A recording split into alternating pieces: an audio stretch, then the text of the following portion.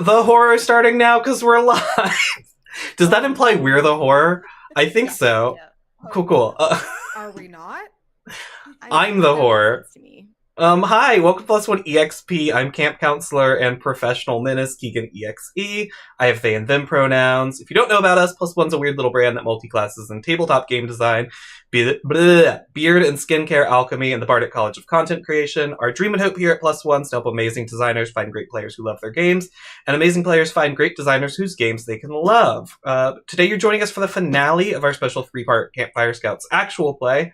But before I go any further, let's introduce our players. We're going to go in overlay order again. Tell us who you are and what you're most scared of me introducing this session. We'll start with B. Hi, I'm B Narr, they, them, and I'm...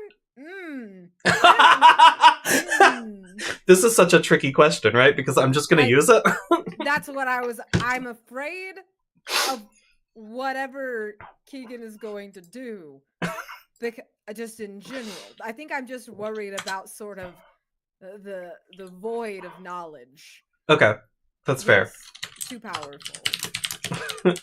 Sarah, you're next. Hi, hello. I'm Osarix Franco. My pronouns are she, her, and I'm most afraid of how Kegan's going to play in the herd of Pomeranians. Like straight up. I don't know how the Pomeranians are gonna factor in, but I'm scared. I forgot those existed. Oh no. Yeah. There are so many things at this camp that exist. And I'm going to tell you now, they're not all getting used. Yeah, for sure. Wasa, it's you. Hey everyone, my name is Wasa. I use all of the pronouns, and my greatest fear in this session, it's very much that into the unknown, like, you know, we're going to look at the horrors and the horror is going to smile back at us. I really thought you were going to say the plant-based menu again. No. That's for Honey. Honey is between his entire diet. I'm afraid of the darkness that is, like, in the horizon. That's, again, so fair. Cool. Yeah, we're playing Campfire Scouts again. I guess we should probably talk about the game some, right? This is our little game of, like, campfire horror. Camp horror, even. We have been playing it for 2 sessions already. We'll recap it in a second. I don't actually have anything else super exciting to say. Does someone have a recap ready for us? Or does someone want to recap us off the dome again? I think we can all collectively recap off the dome, because now that we've played 2 sessions, they're kind of blending for me. But I'm pretty sure we went back in time last session. We did. Yes. Yes. That's not how it started, though. No. The way how it began was we were going to do another camp crime of going to the boarded up building. Yes. That had been discovered during the day phase by Lucas. And when we got there, there was a new kid who claimed to be in all of our classes. Her name was Bonnie. She was a real creep, and she did some creep stuff. I want it on record. You liked Bonnie at first. I was trying so hard. But then I was betrayed. And then an adult showed up, which is always alarming when you're doing camp crimes. And that person scared us even more. And they had a mysterious label on her chest with B, N, and she. Specifically in a science coat. That's the concerning part. The double concerning part. Yes. And that was after we saw Bonnie in the Oh, saw Bonnie yeah. in the room. So you all snuck into the secret, like below area. You all broke into the building and found like an old lab. And Bonnie had run in ahead of you, and when you got down there, she was like staring at a corner. And then when you all tried to interact with her, she screamed and scared the hell out of you all. Yes. Oh. And then the adult showed up. And all the while, Maggie's having, I would say, a sort of supernatural crisis. Correct. Of feeling and yet not. not very good. We ran away because we're really smart, and then later got into other shenanigans in which we crossed the time bridge that Lucas neglected to tell us was a time bridge. It didn't seem Until- relevant at the time. We got to the other side, and oh no, we were transported into our adult bodies back in time, where we encountered the same woman in the same science coat, only this time we are able to ascertain that the name was Beatrice Bansetter. She's from Chicago. Is a whole thing. It all matched together. We tried to sabotage the lab, but it was too late. We were hurtled forward back in time. But we did discover that there was an alien crash landing at the space campsite years ago, in which there was a flaming UFO, a pregnant green alien that gave birth to a creature, and there were rabbit-like creatures, around 12 rabbit-like creatures that ran off.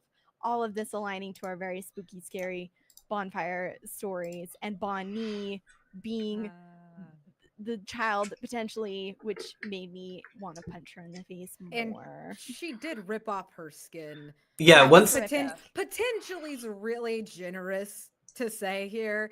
Like, yeah, we ended the session with Miss Maggie Carmichael knocking Bonnie over and saying, "I don't like you very much." Really strong words from her. And as you all ran back over the time bridge towards your camp, Bonnie and Banshee were just sort of waving at you. Yeah, Honey damn near carrying at least one of us, if not both. Yeah. That's where we ended. Yeah, that's where we ended. It is still nighttime, in fact. Do we want to say who we're playing real fast? And also, just so Keegan knows, what's our composure looking like right now? Great question. I think I'm full still. Okay, cool. I'm at 4 bravery. Bravery, that was the word. Bravery, yeah. Because I'm at 5 I had to be carried off. I looked back. Bad move all the time. Cool. Yeah, so you all are... We'll pick up right where we left off with you all, like, hauling ass across the bridge and headed back towards your little habitat, your little cabin or whatever. Yeah. I'm just running. I think Maggie is who I'm playing, Maggie Carmichael. And I like don't know what to make of the information that we have gleaned, but I know that there's an advantage here somehow, some way that we can leverage to our benefit.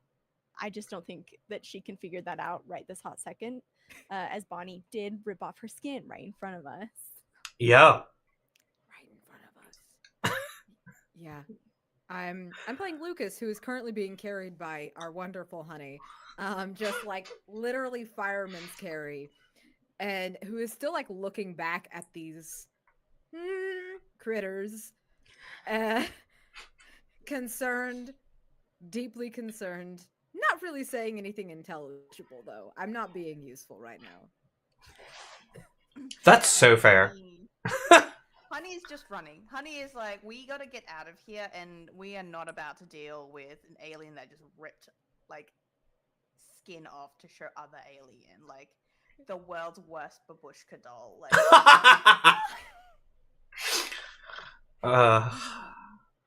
the world's worst babushka doll. Not doing it. What happened? Cool. Yeah, you all make it back to your cabin in one piece. You're able to get through the door, sort of slam it behind you, and it is quiet in here. Oh my god. So what do we do? I don't. You can put me down, Honey. It's okay. Thank you. yep. Thank you. That's your arm. I don't.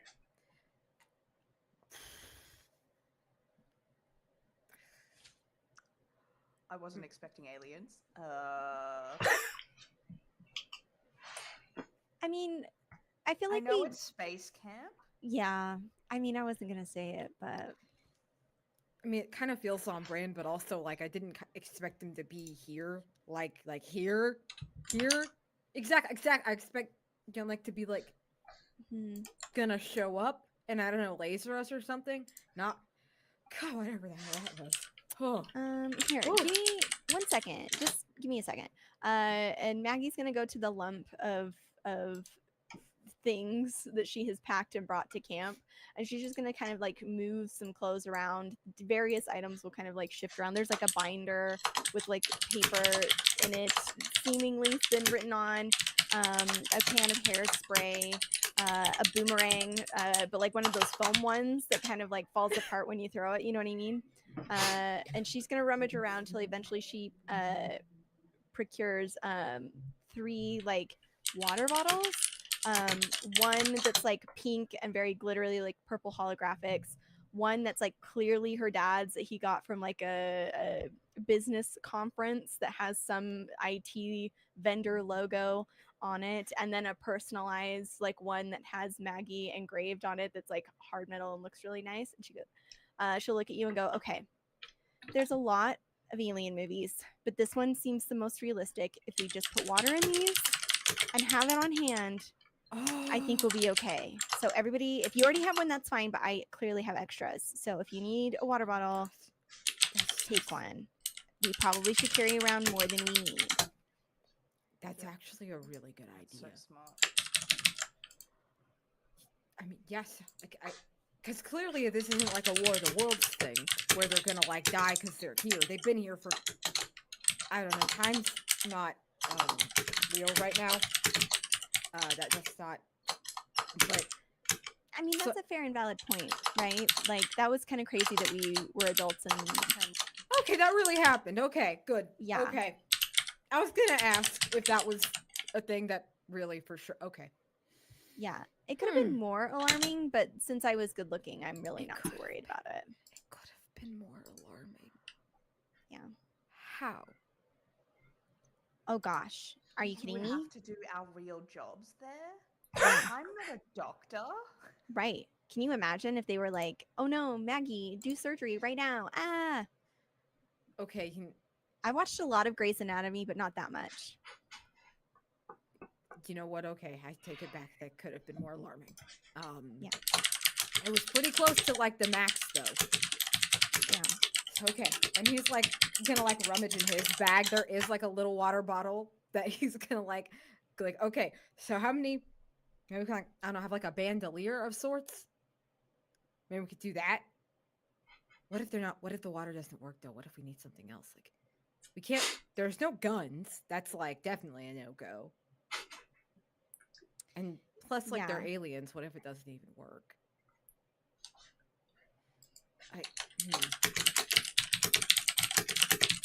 So weapons, some sort. That's not water. Maybe like.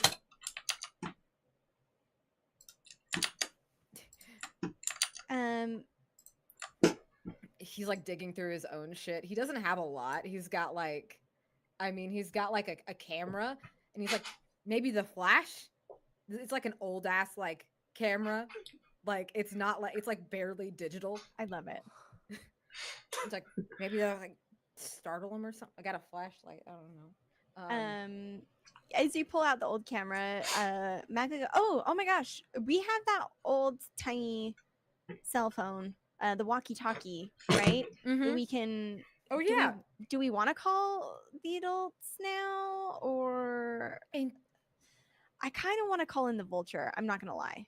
Okay, but let's before we do that, we should explain why we were breaking curfew in a way that makes sense. Oh, that wasn't my concern. I was gonna say, go through this with me. We're gonna tell her we went back in time and then saw an alien rip off its skin. That's gonna go really well. think about sort of like how that's gonna sound to her. Oh no. Oh, Lucas, No. come here. Lucas, come here. Lucas. Oh, yes. And Maggie's gonna like hold your hand and like pull you over to her bunk where she'll like move some stuff out of the way and like He's have like you the sit funnel down. then does like he does like little But- crisscross applesauce. And like- as you do, like, and the gravity of you sitting on it, like all of the stuff kind of lurches forward and is like trying to like push you off the bed. Like you have to kind of resist to stay on the bed. And she's gonna look you in the eyes and go, "Listen, I know not many kids get the opportunities that I've had to lie to just countless adults. But I have to tell you here and now, we cannot tell the space camp counselor that an alien ripped off its skin in front of us. Because then we get sent places we don't want to go. Like therapy. And yeah. it's just not great, okay? We're not crazy. They are. But what we do want to do is make sure that they are aware enough of the situation that they'll help us without getting in the way. So, for example, there was that one time that I really, really wanted to go see a rated R movie. So I asked my mom's girlfriend if she could, take me shoe shopping next door. On the way there, I was like, oh my gosh, look at this poster for this kids movie. Isn't that great? And we could totally bond if we went to that kids movie. And kind of dropped it as something, she could pick it up. She could run with it.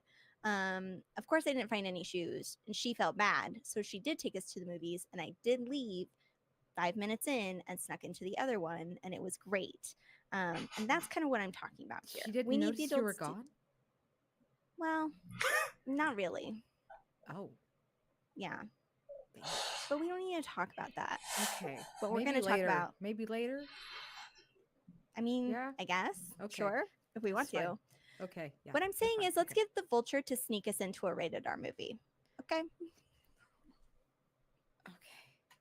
Honey, do you have a do you have any Honey, better? like at this entire time has been like got the water and had put protein in like the protein shaker and was like listening the entire time and is like, what the fuck?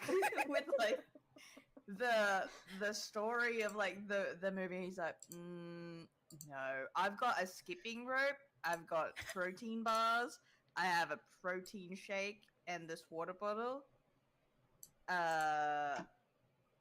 That's all I have. I think we should talk to the vulture. Okay. I also don't think we should tell them everything because it'd be like my brother who's a doomsday prepper, and whenever he starts talking, people stop listening to him. Yeah. Okay, so we're just gonna think of like a 'Cause different she lie? already... Well, no. We'll tell the Just you truth. Yeah, that there is an adult outside that's being a real creep Yes. and has, I don't know, maybe has a kid. That camper, Bonnie, that we Okay. saw. Okay. And we tried to go get and follow to the observatory where we lost track of but confirmed the identity of the adult. And we think that Bonnie is in trouble, something like that. Yes. We saw her outside of our cabin, maybe. Yeah. Like we saw her and we're like, hey, wait. And then she didn't wait. And so we tried to go get Love her. it. Love Sense it. of Okay. urgency, call to action. Yes. Very good. Okay. We got, okay. And he like gets us out and he like does a little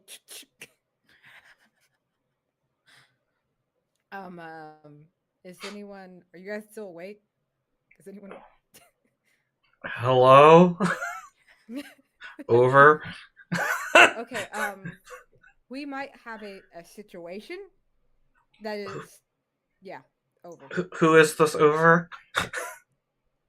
Wait, this is Lucas. How many other people are on the station? Lucas, what do you want? Over? And he does this, and he holds it over to Maggie and Honey. I'll say, this is Sharon Nemesis's voice. She's just very tired. She is the one who gave you the walkie. Yes. Correct, Okay. correct. Yes. Maggie will take it and kind of, you'll watch her go,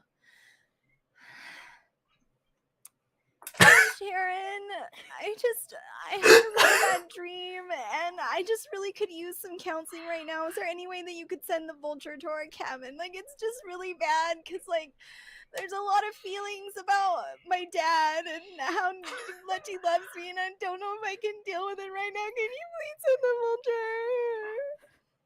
She's doing this, like, straight face, like, no expressions in front of you guys. Lucas is a little horrified, a little scared of Mackie now. Like, oh god.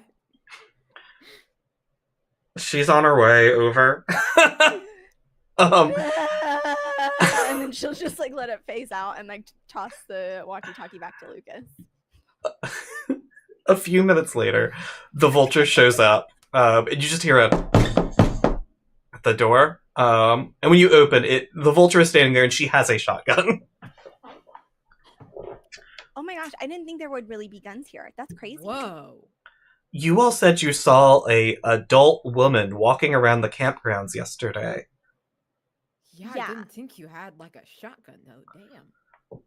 It's for bear defense. There's bears here too? Oh my gosh. The famous Australian bears. Well, in nature. I sometimes forget we're canonically in Australia. How much eucalyptus is here? I need to know. It's too dangerous. It's the high. That's it. It's the part of Australia that looks like the continental US and shares our ecosystem because it's what I'm familiar with. Totally.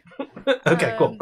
So yeah, I will pull the vulture inside, just kind of grab her and pull and like close the door, and then look at Lucas and Honey and be like, okay, you guys tell her the sitch. One sec. I was told this had to do with memories of your father? Oh yeah, we'll get to that in a minute. But first, these two should establish the emotional context for what I will then tell you. So we saw the adult again. Okay. And you see she like looks out the window? She still has the fucking shotgun in her hand. I'm so afraid. How long ago did you see the adult? Like 15 minutes ago, 20 minutes ago. Okay. Yeah. And the adult had Bonnie. And her eyes go wide when you say Bonnie again, but she just keeps nodding. Mm-hmm.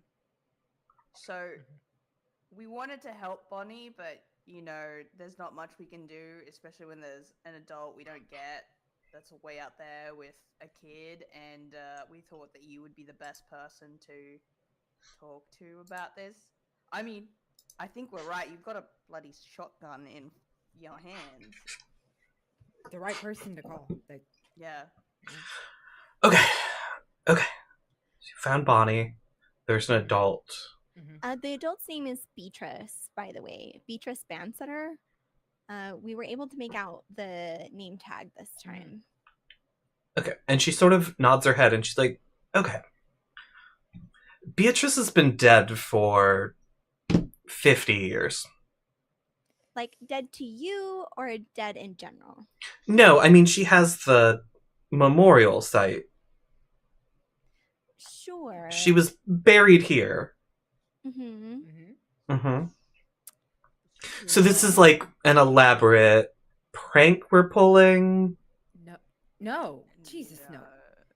Somebody could just be wearing her jacket. Okay. Yeah. Someone's just wearing her jacket. Why would we pull a prank this elaborate? I've seen things I can't even describe to you. Then you should understand that we have also seen things that are difficult to describe, but doesn't necessarily mean that they didn't happen. And maybe you can help us. When I say things I can't describe to you, I mean like, I shouldn't describe the time a bunch of campers electrocuted one of the camp counselors because they thought it was a funny joke.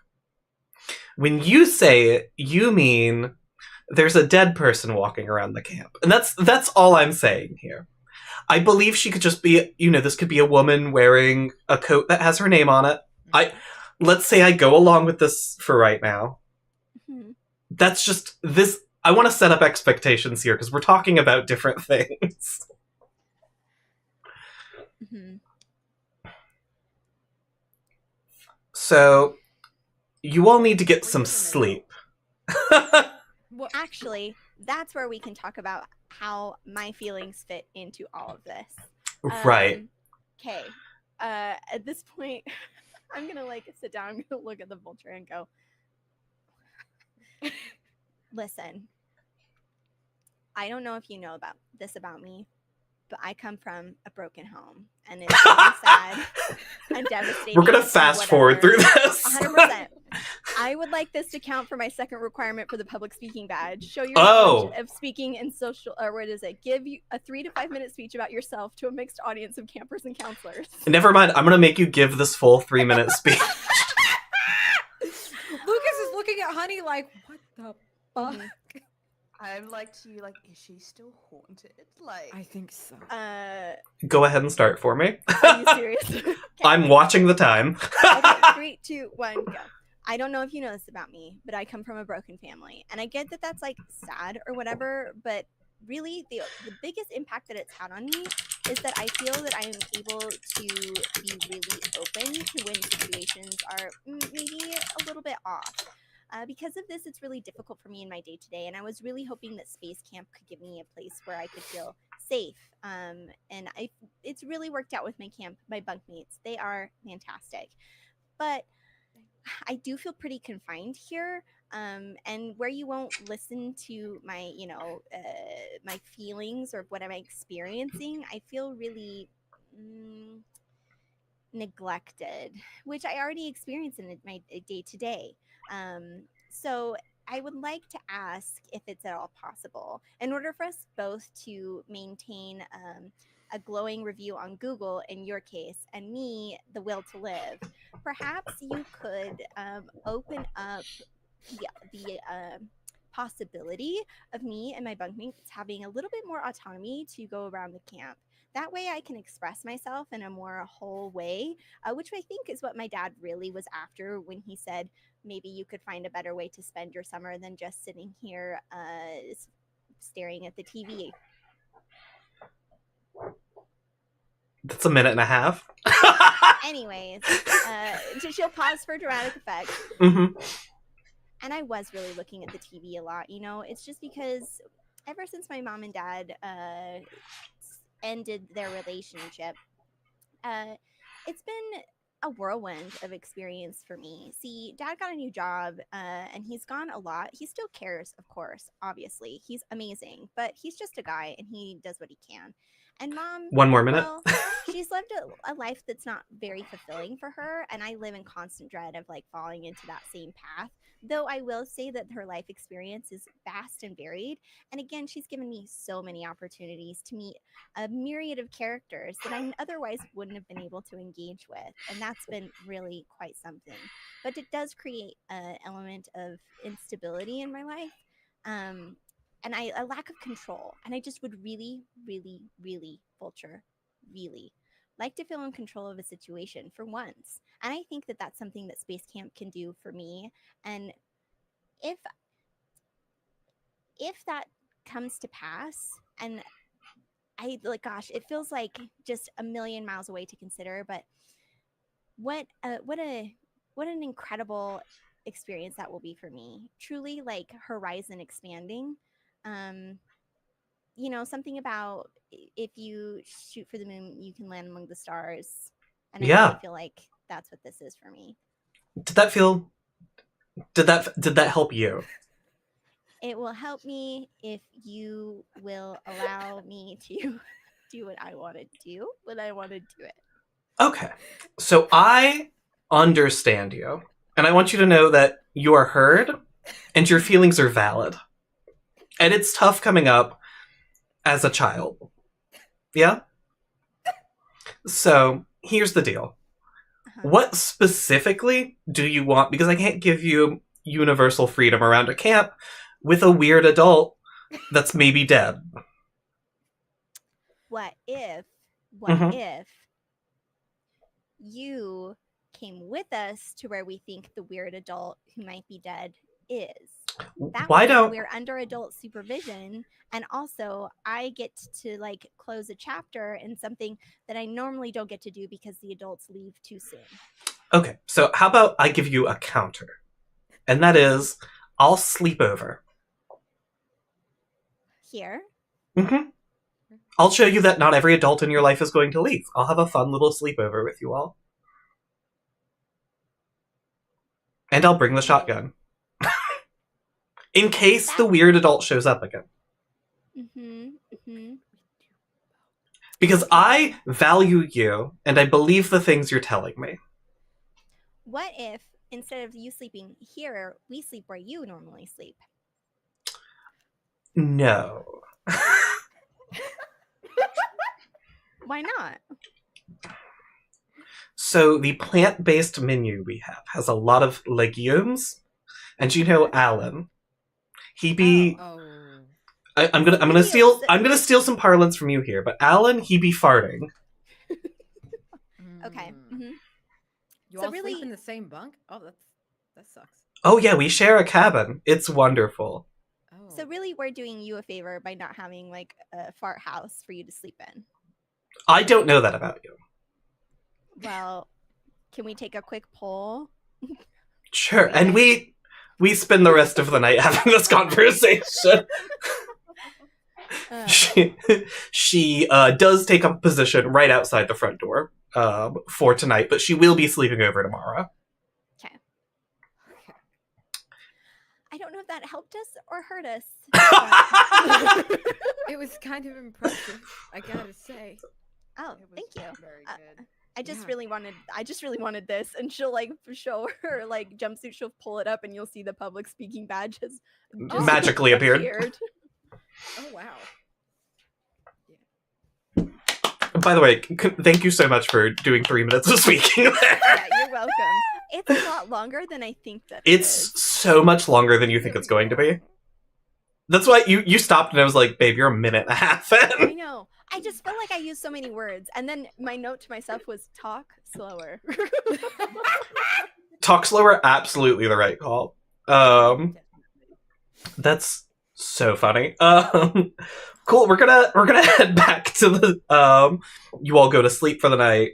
We're gonna head back to the day scene in the morning. The day phase in the morning, even. And, the vulture's already here. So she is going to go ahead and knock on the door again. Wake you three up. Be like, hi, I know you value your independence, so I'm just knocking to tell you breakfast is here, and then I'm going to leave. Is it okay if I leave? Maggie will sit up and like a sock will fall off of her head, and she'll look at you both with like again makeup all smudged and go, I am filled with regret. Yeah, this seems I think the independence will come at about like 9 in the morning, but thank you. Okay, we've got to figure out a way to make this work for us somehow. Yeah. I'm still outside. Do you want me to stay or leave, Maggie? You want independence, but you also want adults around, and I'm personally having a hard time navigating. You gotta do something,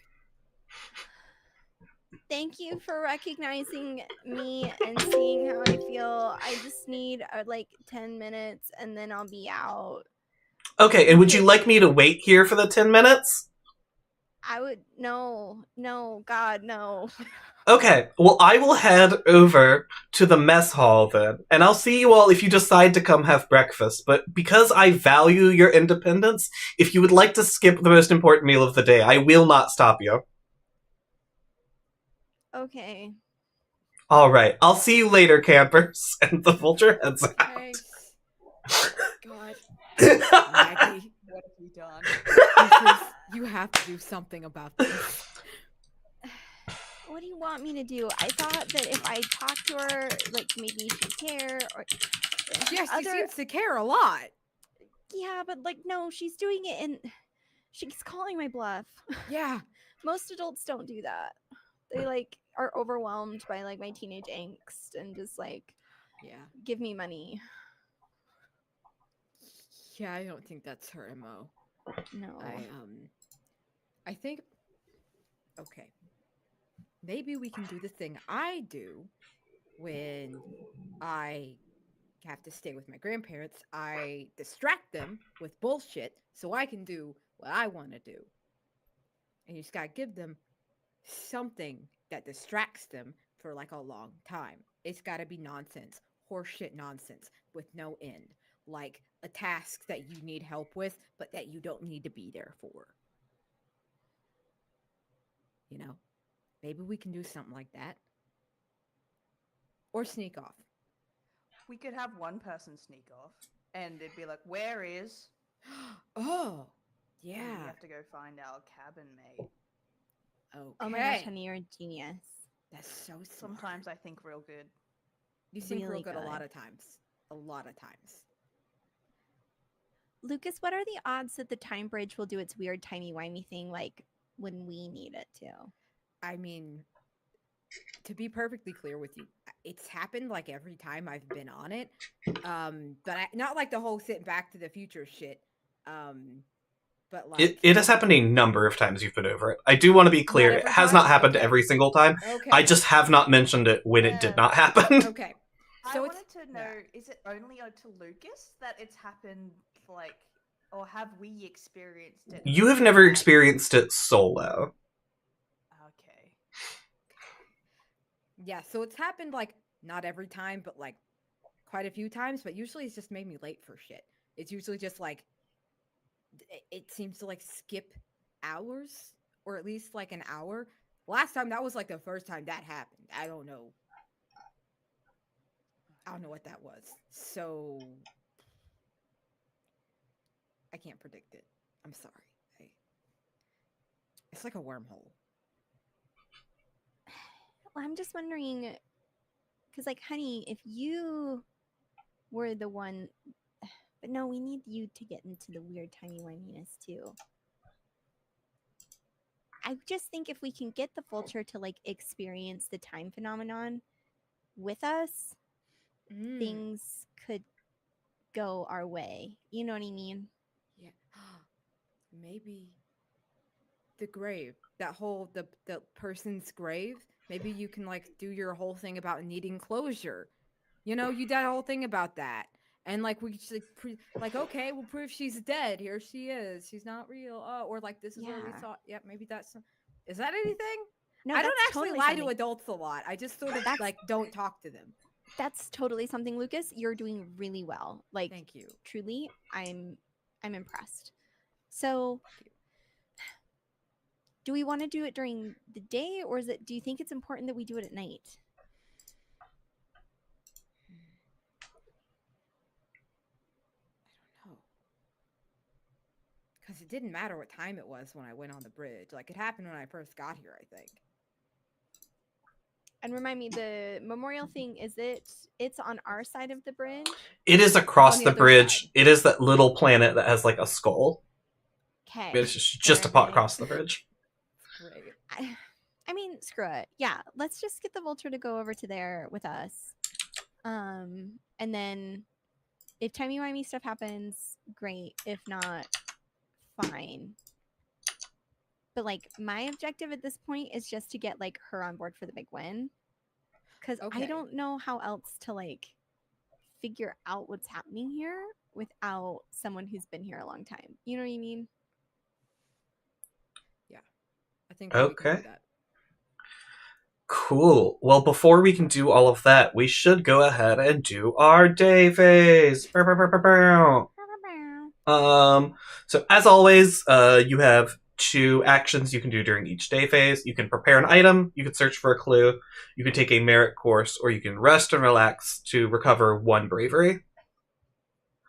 If anybody wants to start us off here, we'll choose one and then go back around a second time. Let me see. I would like to. I should say that's on page 30 of the 34 of the PDF. Yeah, I would like to, if nobody else knows what they're going to get up to, I would like to prepare an item. I already have 3. I would like to add water bottle. Okay. To mine. I think narratively that makes sense. Yeah, so you can only carry a specific number of items on you. You will have to offload an item. Okay. I don't know how many items you can hold offhand. I have. You can have up to 3 items. Yep. Up to 3. Okay. Let me see if that's actually what I want. Yeah, no worries. And, if we go back, let's keep it moving, and then when we get back to you, if you want to have done something different, we can do it then. Perfect. Cool. Who wants to go next? Yeah, I can go next. I wanted to prepare bug spray. Hell yeah. You prep bug spray. Interesting. Bug spray feels really powerful, and I don't know why. I've had it prepared this whole time, and I'm like, it's gonna come in clutch. I love that Wasa's going the same way. Right? Okay. Well, that works. Yeah, maybe then, just real fast. Sarah, if you want to unprepare bug spray, and what we can say the scene is you giving Honey your bug spray, which then frees your pocket up to put the water bottle in. I'm cool with that. Are you cool with that, Wasa? Yeah, I'm cool with that. Cool. Easy enough. I was gonna do bug spray and a light up, but Well, good news. That was what I was wanting to prepare, was a lighter. As soon as you said bug spray, I was like, we're getting rid of that compass, baby. I'm rummaging around for a lighter. Hell yeah, you are. You find one at the toilet, the old toilet. Oh yeah. Oh my god. Smoke weed. Yeah, the mysteriously weed-scented bathroom. That is That's what I spend my morning doing. Oh yeah, it's even labeled. It's 6 weed bathroom. Yep. Amazing. I gotta go all the way across camp to go. Just like, I've got an idea. Hold on. Yeah, I think the lighter cannon. I think as you get to the weed bathroom, you find a lighter. You're like, oh, I don't know why this is here. Sure, whatever. And you take it, and as you leave, you do see Sharon Nemesis beelining to the bathroom. Because between the 2 activities is usually where she goes and smokes weed, because it's where I change her personality. Amazing. And that's just a thing you all didn't know till now. Oh my god. Sarah, action 2. I want to look for clues. Yeah, what are you looking for? So I know that Bonnie, or the entity Bonnie, we've seen both of them around the camp and not necessarily in the extended areas. I want to try and find recent signs of Bonnie activity. The goal that I'm looking for, and I'm just describing this so maybe you can I don't need it 100%, but I'm kind of trying to figure out where Bonnie is nesting, or where Bonnie sleeps. I want to know where is this thing coming from? Is it constantly moving? Does it have a base of operations, or just a clue that will kind of hint in that general direction? Hell yeah. Real fast. Hi, Cole. We're being raided by Cole. Oh, hi! Yeah, I can say. So we're looking for Bonnie. Yes, I will say you head over to... So you saw previously when we were in the... Look at me talk for space. When you were in the observatory, the nuclear-powered observatory previously, you found all of the sheets of paper and stuff that seem to have old camp stuff and also old before this was a camp stuff. And you're able to go through those records and look for a Bonnie. Okay. If that sounds like a thing that works for you here. Yeah. Okay, cool. Yeah, so in that case, you're able to go through, and you find records of a Bonnie. And I would not usually make you roll for this, but I am going to make you roll to see how useful this is. Give me a confront's your good stat, right? Yes, confront or conquer. Cool, give me confront real quick. That is a 13 total. Okay, cool. So I'll say you are able to go in and maybe even get some of the unnamed campers to help you go through all of this paperwork. And you'll find a few things. One, you find Bonnie is a camper who came here probably 5 years ago. And 2, 5 years ago, a camper went missing from this camp. Nobody ever found Bonnie.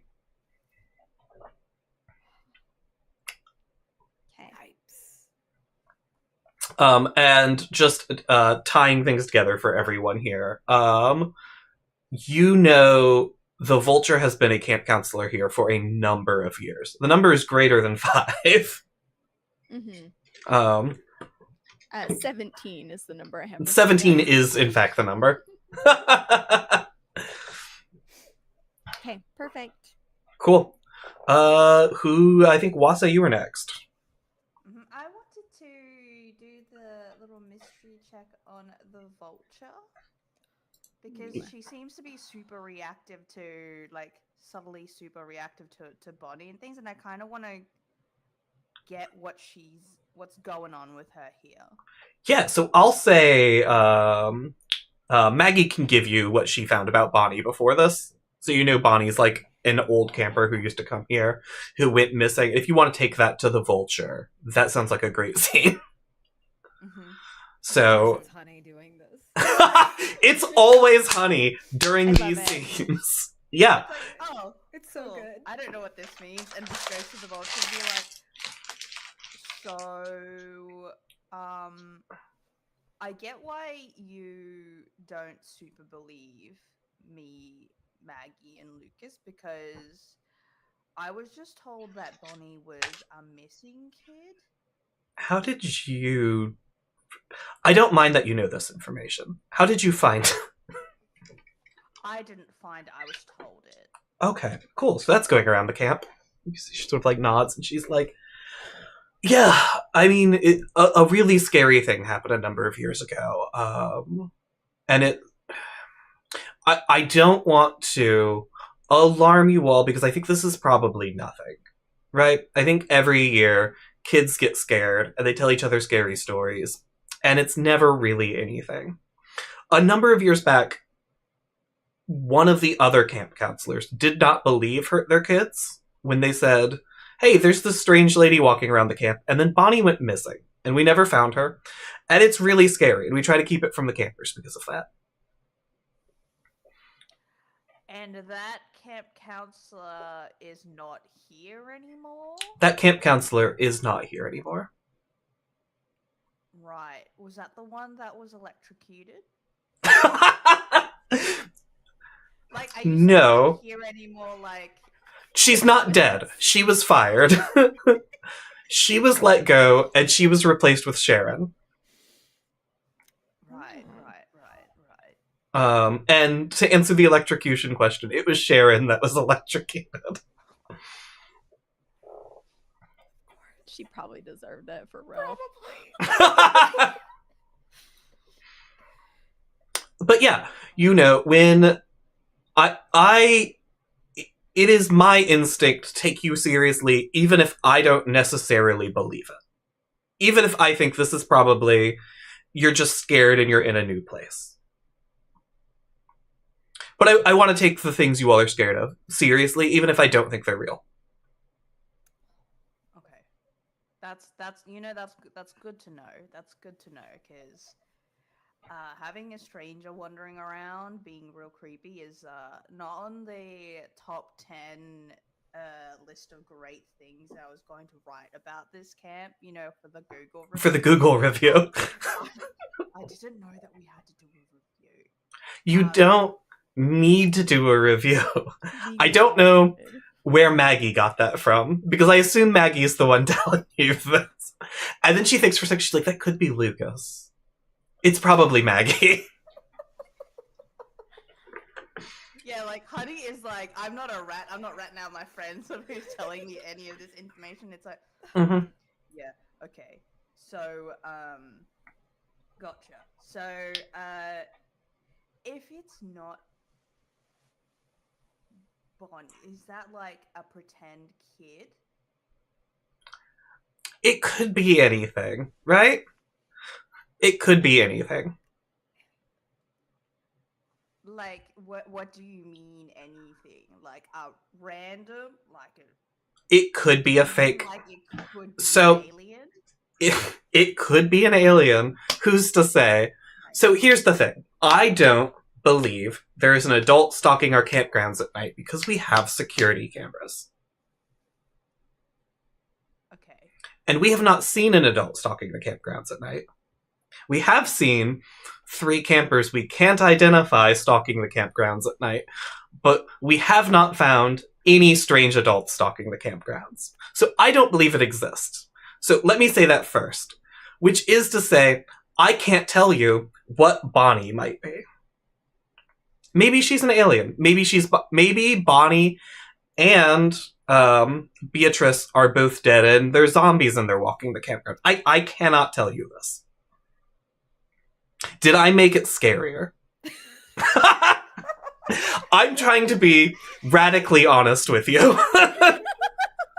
I read this book. She like pulls it out. You all are old enough that I can sort of dispense with just saying things that aren't scary to make you feel better. You know? Cool. I understand. You don't That's okay. I'm sleeping over tonight. Sick. And we're gonna jump straight from there to Lucas. Who is definitely not doing any of the prescribed camp activities. Mm-hmm. I am wandering around looking for... I am convinced there is a tunnel system under the camp. Like Amazing. A full tunnel system Mm-hmm. because of all the shit we've seen, so I'm looking for it. I've gone actually up to the rocket park area, like past the creepy fake mess hall. Mm-hmm. Because I'm determined to find other entrances, because I'm like, okay, we can use this to our advantage. Like the Ninja Turtles. Yeah. I'll straight up give you this. There are a number of tunnels that go under the camp. Because the rocket park, where the rockets live... Rockets live. I don't know what that means still. It's in my notes. It says Rocket Park where the rockets live, because that is what Wasa told us about the rocket park. When you are at the rocket...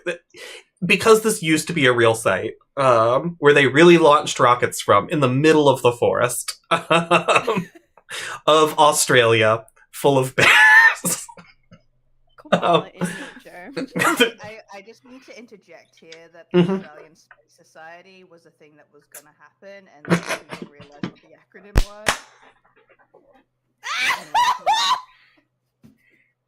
This is very good. Oh my god! Is this an alternate universe where they went ahead with it? Yeah, this is ass. This is the ass camp. Ass on the moon. So, when you're at the original ass site, where they were launching ass ships into space. It was actually really ambitious, because their first like big mission was to Uranus.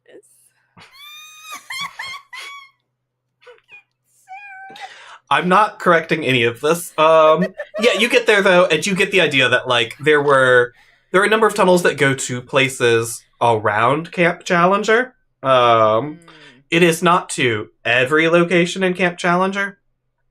Like, you could probably get to like the observatory or any of the like really space themed ones. You probably couldn't get to, say, I'm opening the thing, the lunar crater simulator, for instance. Okay. Because like there would be no reason to connect a weird foam place underground like that. But yeah, you get the feeling there are a number of underground tunnels. Oh hell. And if we want to use them in the future, we can roll to see if there's one there. Oh yeah. He's noting this down. Like that's Perfect. all, like definitely in places he's not supposed to go. That's kind of his whole morning. Talk about places we shouldn't go. Hi, we're at day 4. It's the space flight course day. So I think you come out of the tunnels, here, and Alan Ride is like suiting up one of these ships, and preparing for the space flight course, where they teach you how to fly rocket ships from the ass park. So good. Try to be super casual about it. Like, hope to God he didn't just see me walk out of an underground maintenance tunnel. Like, hi, Alan. Yeah, you're here early for once. I know. I'm trying to fix that whole the late thing. So what is this? What do we? Yeah, today's the space flight course. We're gonna teach you how to fly one of these. Okay. Be real with me. Is this like real or is this like pretend? This is really how real astronauts learn, which is to say, we're not sending you directly into space. Okay. It is a flight simulator. Okay. Yeah, I would just like the truth because there's some misconceptions that I didn't think we were And I think the other two of you come in during this conversation. Just while Lucas is like gently trying not to name drop you. Well, I can't believe that we're actually going to space today. I know, it's like legitimately amazing. I'm so stoked. I can't, like, if this is one of those fake simulators, I will be devastated. I like to think that Lucas just goes, Yeah, he's like, that's your problem now. Alan's visibly sweating. And he takes the group of you all and the other unnamed campers, of which there are, I don't know, 20-ish, I think is what we said previously. Yeah. And he takes you all and he brings you up a ship that is very clearly built into the ground here. It cannot move. And he takes you in and he's like, welcome to, this is Challenger 3, because Challenger 2 is crashed in the ocean, in the bay, on our map. So this is Challenger 3. He's like, today we're going to teach you all how to fly the Challenger. And I've brought a very special captain. Hello! You didn't. This isn't. I need to know, Keegan. I need to know. Is this Alan with a puppet? Holy. It is Alan with a puppet. Lucas looks horrible. He's in a little orange spacesuit, though. Just imagine it here for me. Does the spacesuit have a name tag? Yeah, it says Captain Judge on it. Of course it does. Hello, kids. I'll be teaching you how to fly today.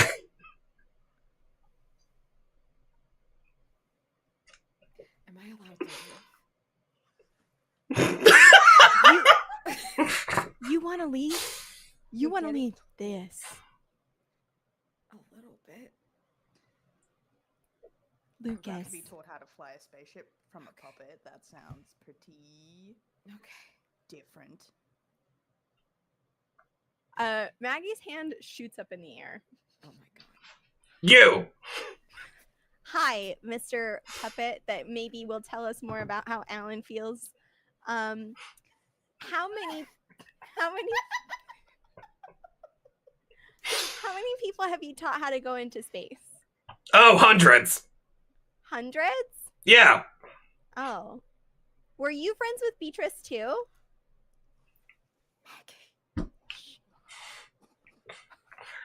And you see Alan just drops the puppet for a second. He's like, I don't think that's a very appropriate question. Oh, I was just wondering. I didn't mean to be like, Alan. There's a tear in Alan's eye. I just heard that it's important to not keep feelings bottled up and that you should talk about them with friends. And I thought maybe this is a good time because the puppet, like a vehicle to safely work out your emotions. I'm not here to work out my emotions. I'm here so Captain Judge can teach you how to fly a spaceship today, okay? But I'm here to listen to that and respect those. Yes, you're here to listen to that and respect those boundaries. Correct. Yeah, I got you. It's a good try. So this is a spaceship.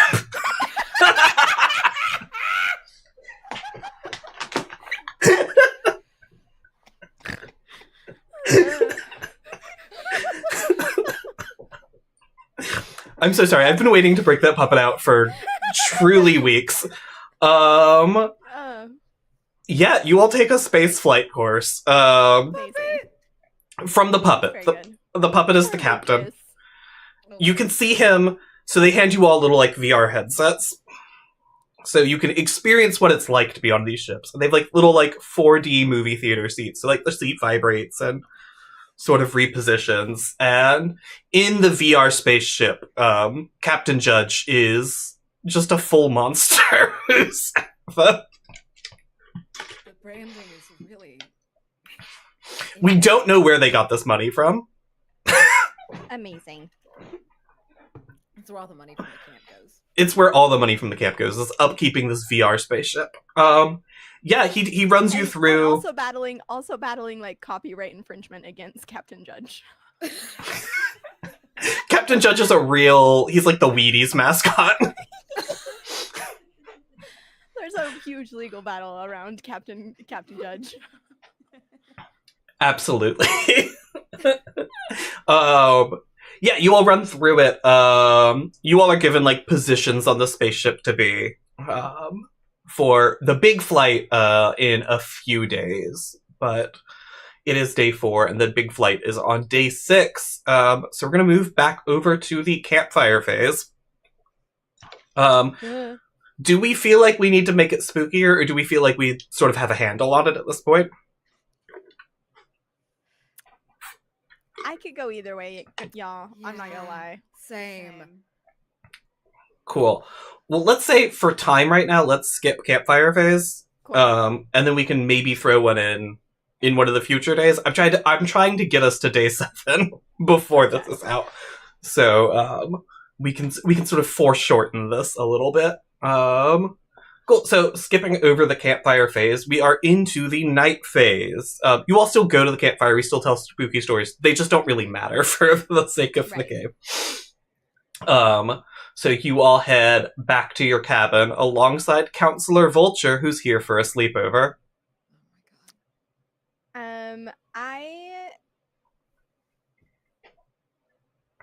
Okay. Yeah. Yeah. When the Vulture comes in, I think I would have talked through the plan. Let me talk through the plan with my compatriots here really quickly. So here's what I'm thinking. I will have an emotional outburst in which I need to go to the memorial, and I will like make it impossible for the Vulture to sleep until we do such a thing. In the attempt to get us to go there and cross the bridge and potentially cause timey-wimey stuff. If not, whatever. What are they gonna do? Call her dad? And They're like, not gonna call your dad. and my dad's not gonna. He'll be fine. Honestly, if they haven't called yet, he's more nervous that they haven't called yet. Okay. So yeah, I think that's my plan. Is there anything you guys would like want to add or do? Do you want us to like back you up and be like, oh yeah, no, this is really necessary? Do you want us to like shut up? Like, Yeah, no, 100%. I want you to sell that we will not sleep tonight. okay. Maybe like the first night we came here, I had an outburst or something. I don't know. Okay. As weird as you need to get about it to sell this with me, you have my full permission. Okay. We say what we got to say. We do what we got to do. All right. Great. And then, yeah, when the Vulture comes... I'll say this was probably before the campfire that you all have this conversation, because she is going to walk home she's going to walk back to your cabin from the campfire with you. It's going to seem very chill and very cool until the second that, like, everybody's, like, kind of gets settled into their sleeping gear, and at which point I will... Oh, it's going to be a bit before we get there, you see, because Counselor Vulture has brought a backpack with her. And she's like, okay, so I figure we're doing like a sleepover thing, right? So we're not getting any sleep tonight. I know how this works. And she fishes into a book bag and she pulls out just like so much string and little beads and stuff. She's like, we're gonna make friendship bracelets. Because that's what you do at sleepovers. Maggie does start crying. That's okay. Like sheer frustration, Maggie does start crying. Whoa. And she is going to try to launch into a bit about how it's too much and she needs closure. Most of it will be incomprehensible, but you will make out memorial site closure is the only way. And she's just casually braiding this little bracelet while you start to have this freak out. And she's like, "This is a lot of emotions about the bracelet. What color do you feel like? What color do you feel like these emotions are?"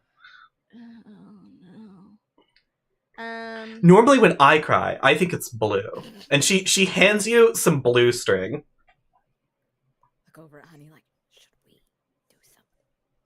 I feel like I would like to voice my opinion that this isn't helping.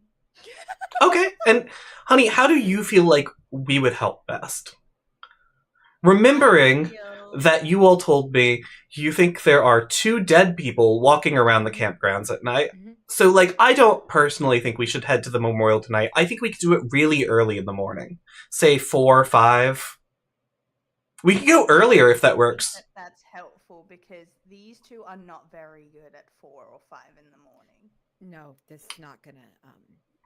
I think, and to, if I may also voice a feeling, I think that it would be good to sort of not continue this sort of like escalation. Because trust me, like Maggie's not gonna like. This isn't gonna go down. It's gonna go up. Like trust us, we're cabin mates. It's not gonna like. Do you think maybe if it's going to go up, do you think we need to call her parents? Not that bad. Just okay. Like. Where do we feel like the line is here? I think the line is if we could just sort of do that, because I think she's got this sort of thing about like loss and like you know, I think maybe, and he kind of shoots you an apologetic look, Maggie. She really empathizes with Alan, and do you want me to call Alan over? Would you feel better if Alan were also here? Because I would love Alan, and I'm going to run for the door. You I run try and escape this cabin. You run for the door and she has locked it. I want to. Damn it. Maybe. Okay. You know, we did put extra locks on the door, Maggie, because we are worried about child safety here. And I know, for instance, that there are 3 campers walking around the campgrounds almost every night. And I think it would be irresponsible of me, as the adult in this situation, to let that continue happening. Now, do you want to continue making friendship bracelets with me, or do we want to do something else? Do we want to journal about our feelings? And you see she reaches into her bag and pulls out just like a little pink journal for you. I think Maggie kind of... Or I can call Alan and he can come here. I have a walkie right here. I will call Alan over and he can come join our sleepover. Maggie just lets her head rest against the locked door and like goes quiet. And takes a deep breath and she turns around. She's like, okay, clearly you're better at this than me. I am. Recognize game. Thank you. I understand. Heard. Will you please help us? I am helping you. I have come here and I have a gun on me in case an adult shows up that we don't know, so I can shoot them dead. I'm going to look at the other 2 and just like shrug. Okay. You know what? I'm gonna risk it a little bit just to sort of give you the stakes here. I don't think this adult is gonna come to this cabin.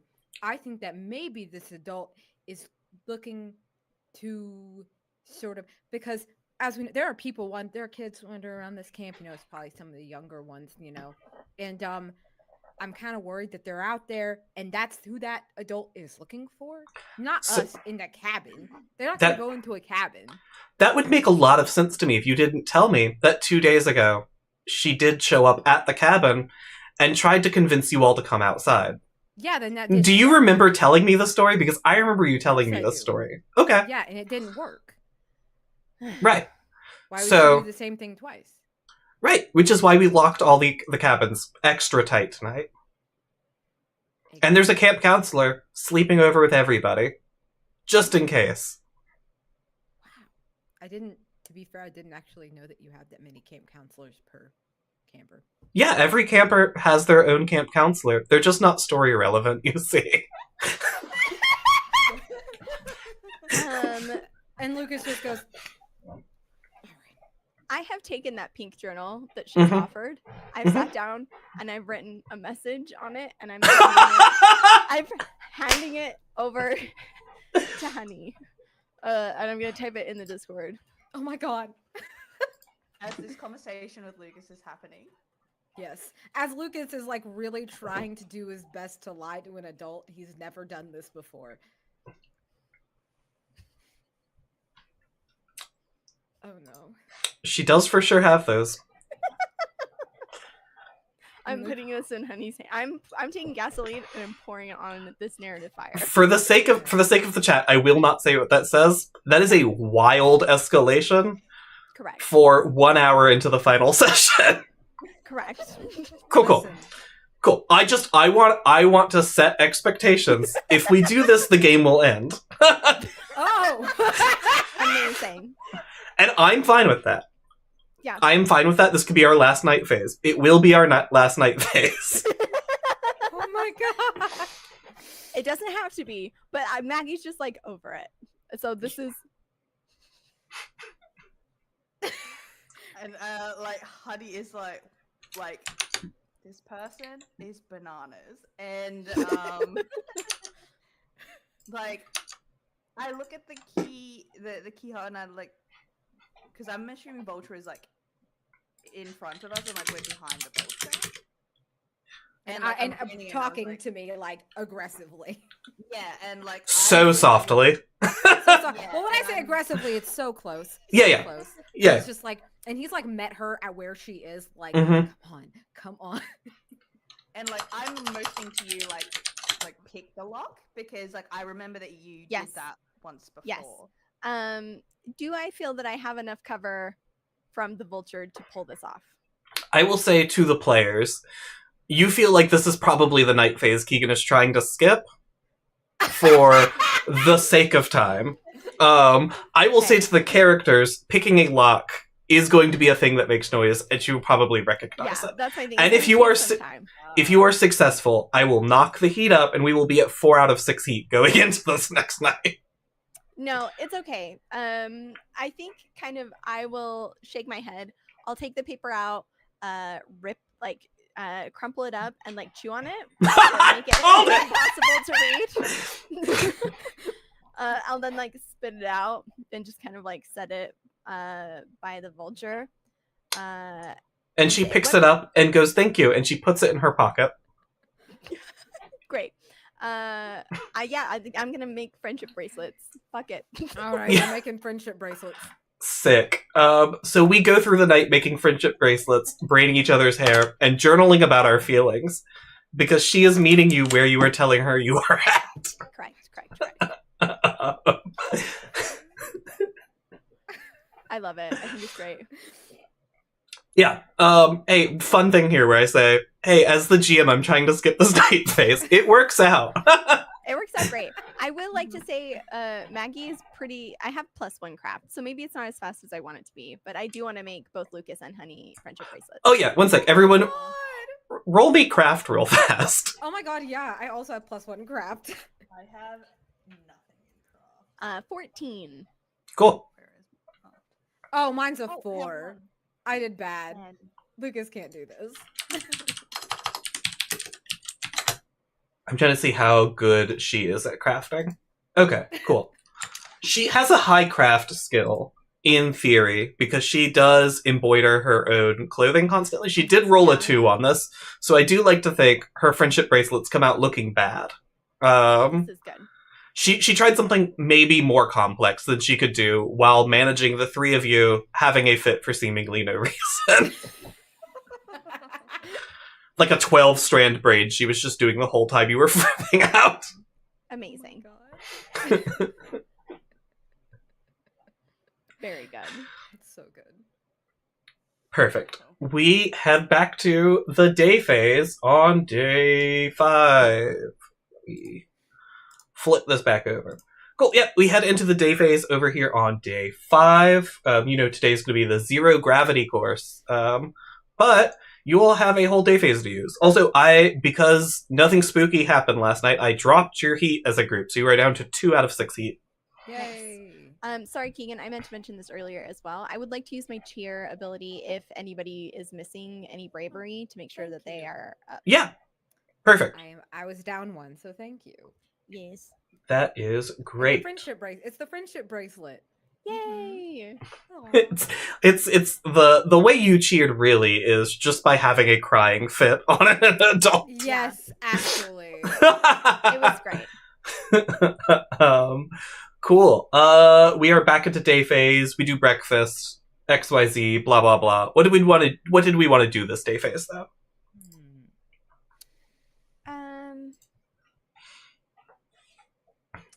I wanted to check out the little bouncy Luna Park thingy where they said that the alien like crash landed. I think that's the Lunar Crater Simulator. That is in fact the Lunar Crater Simulator. Yeah, you head over. Cool. Yeah, you head over to the Lunar Crater Simulator, and it is. We discussed previously. It's a bunch of like foam, like lunar like divots or whatever with trampolines in the center of them. Yeah. But as you poke around, you're able to like sort of push some dirt out of the way, maybe even do a little bit of digging, and there is some like deeply burnt ground below this. It almost looks like the Lunar Crater Simulator was put up to like hide some weird fucked up land here. Which would line up with having seen knowing the UFO crash landed here.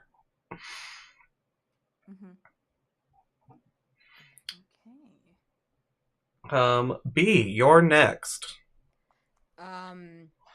Okay, this is kind of a little wild, but I do want to get my rocket science badge. And I would like to, because I have like a lighter and stuff, and I would like to kind of go to a place that's maybe less detectable.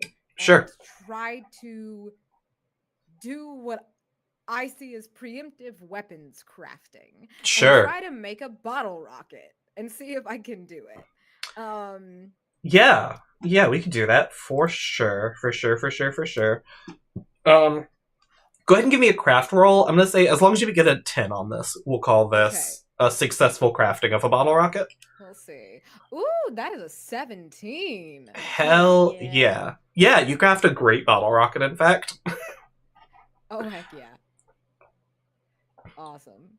We got it. The thing was fire a bottle rocket at least 300 feet into the air. So... Yeah, you get the feeling... how that goes. You get the feeling this... I'm having to do this crafting roll preemptively here. Yeah. This can absolutely fire 300 feet when you're ready for it. Oh, hell yeah. Hell yeah. Okay. On to Sarah. Crap.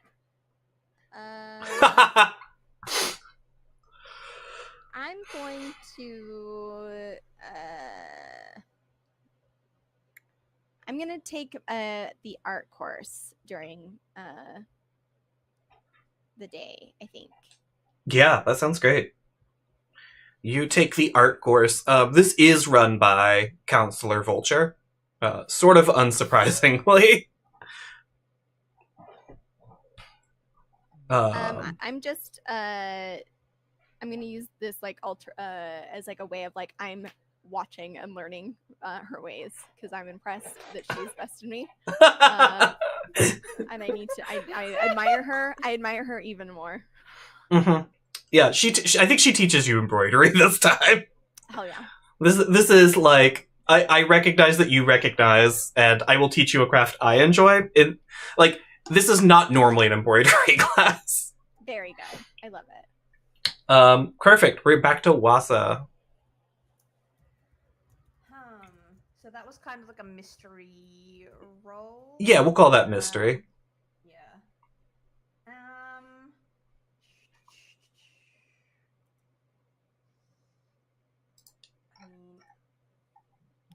I guess like I can keep having a wander around because I think that I've sort of satisfied the trekking badge requirements. I took a trekking course during the day phase and I've got a group of campers, so I've got the badge. Yeah, absolutely. Right now, I feel like I might have even gotten like the scholar badge because like I took a history course and I'm like visiting a site of historical importance.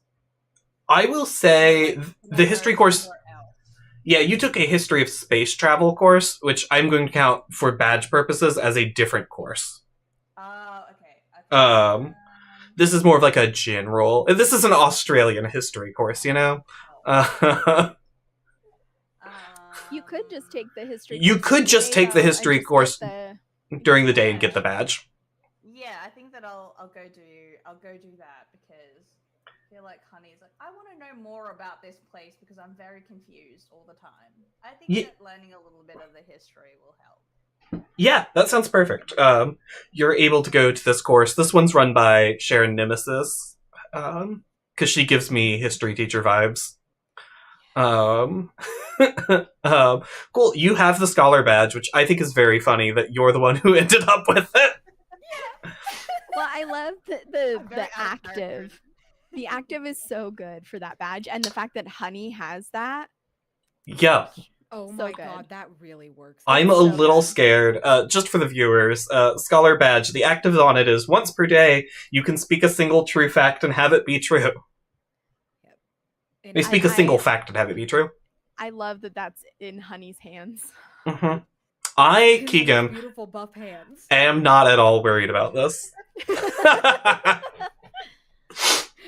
Holy shit. Cool. And then we're back to B.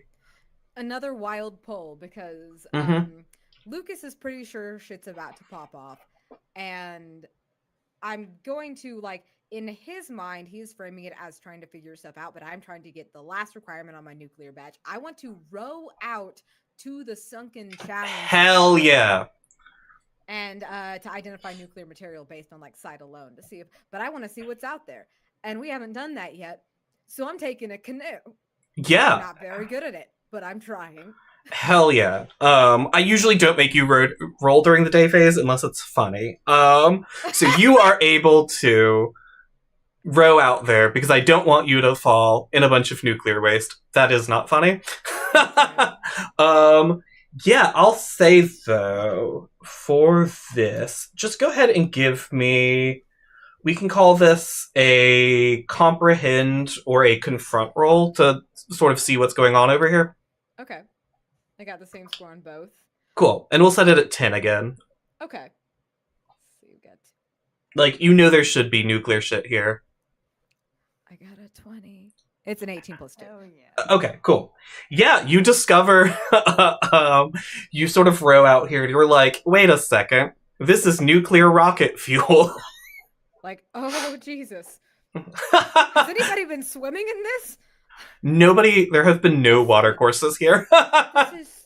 Now I understand why I couldn't find the canoe for a while. Yeah, it took some looking. You did identify this as nuclear material.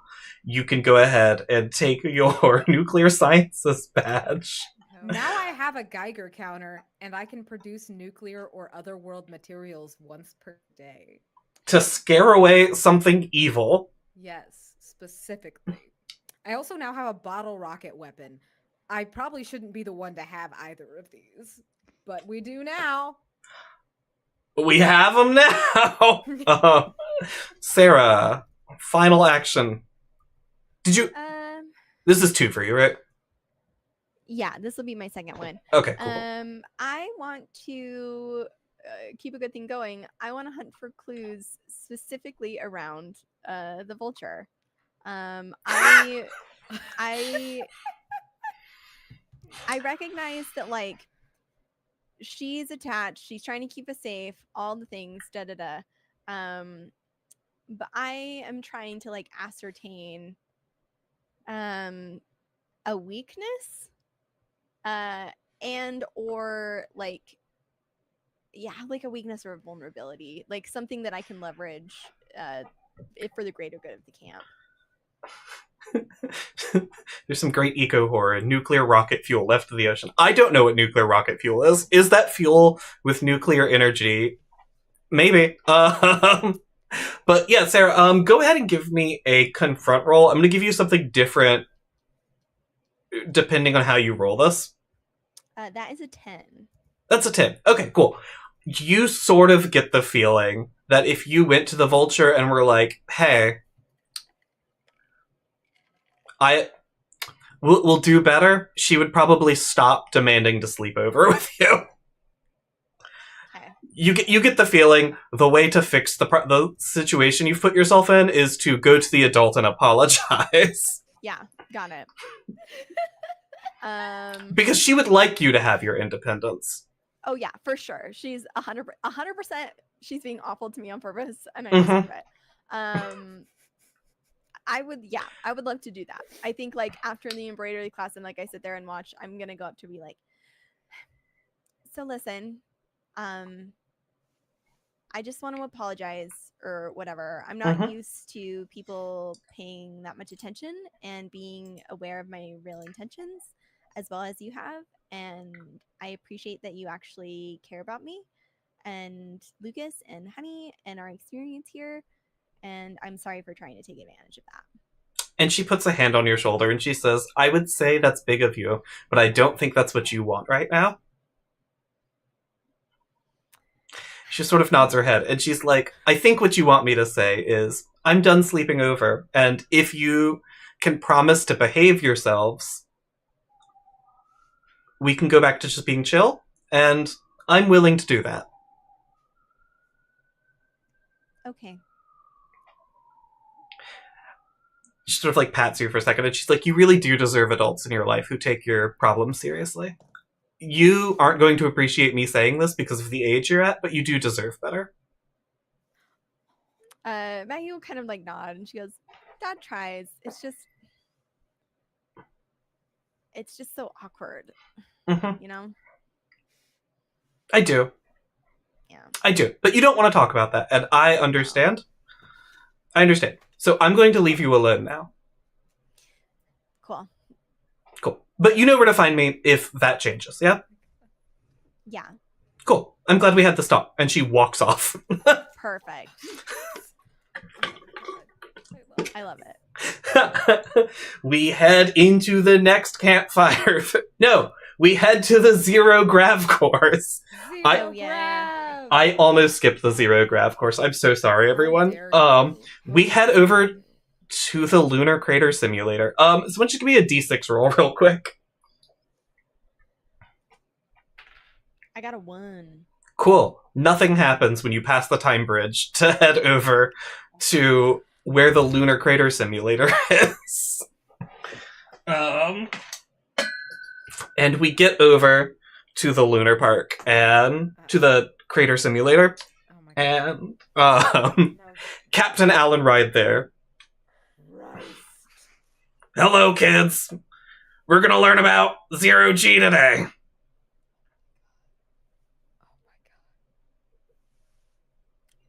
I'm gonna turn and look at the group and go, why does Captain Judge sound like Grunkle Stan? I don't know who that is, or I might be offended. I love Grunkle Stan, for the record. No, it's kind of a compliment, actually. Thank you. I just didn't know. I'm kind of impressed that Alan can do another voice. I can do at least 2 voices. Wow. What? Oh, I guess your own, huh? Oh, sorry, 3 voices. 2 additional voices. What's the third? I can be very British. I'm very good at it, actually. Wow, that was impressive. I'm so glad you did that. I would do anything for Alan. I would die for this man. Alan. Weird shoes. He is in a pair of Tevas right now. Yeah, of course he is. Of course he is. Okay. All right, Captain Judge, what do we need to do?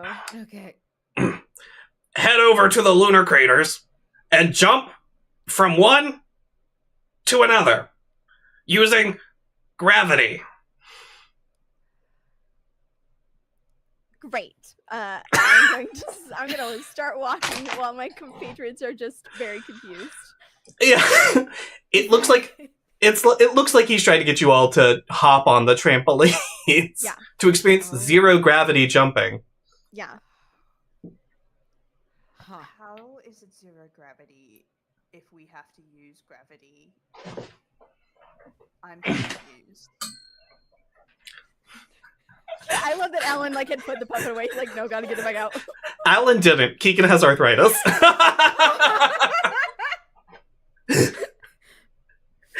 Don't ask questions. Wait, I thought this was a course. Like this is we're learning. I think We're learning how to jump on trampolines. Honey should be able to ask questions. Uh-huh. And I can answer them. That was very rude. Maggie is trying to do a front flip. Yeah, go ahead and give me... Oh gosh, yeah. I'll take from the group, if everybody wants to give me a conquer roll, to see how good we are at 0 gravity. Oh my god, yeah. Please. I would like to use my passive cheer.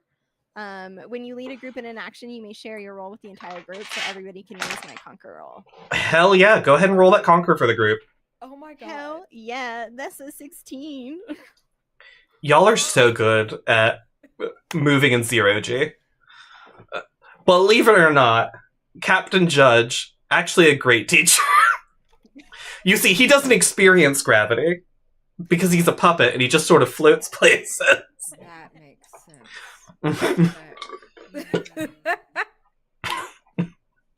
Relative to the puppet. 0G is relative to the puppet. Is it low gravity, not 0 gravity at this course? Sure. Was this a place that already existed so I didn't have to invent somewhere new? Absolutely. Awesome. Yeah. Oh, cool. And we are going to head from the 0 grav course over to the campfire again. Brr, brr, brr. I again don't feel like we need anything particularly new from another campfire phase. So let's head back to your cabins then. The vulture sees you all at the campfire, and she comes over and she's like, I hope you all have a good night. You have the walkie if you need me. I recommend that if strange adults show up at your site, you call me instead of waiting 15 to 20 minutes this time. Got it. I will be very quick on the draw this time. Cool. I appreciate that. And then she turns on her heel and heads back to her doors.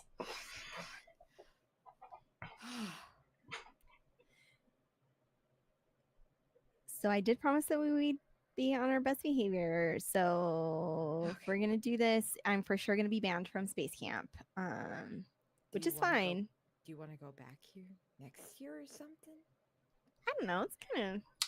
I mean, if you guys were gonna come back next year, I'd want to come back next year. But like, I get it. I mean, I guess if you don't really want to. She did say on your best behavior, she does seem to have your number pretty good here. 100%. 100%. No, I mean, like, no.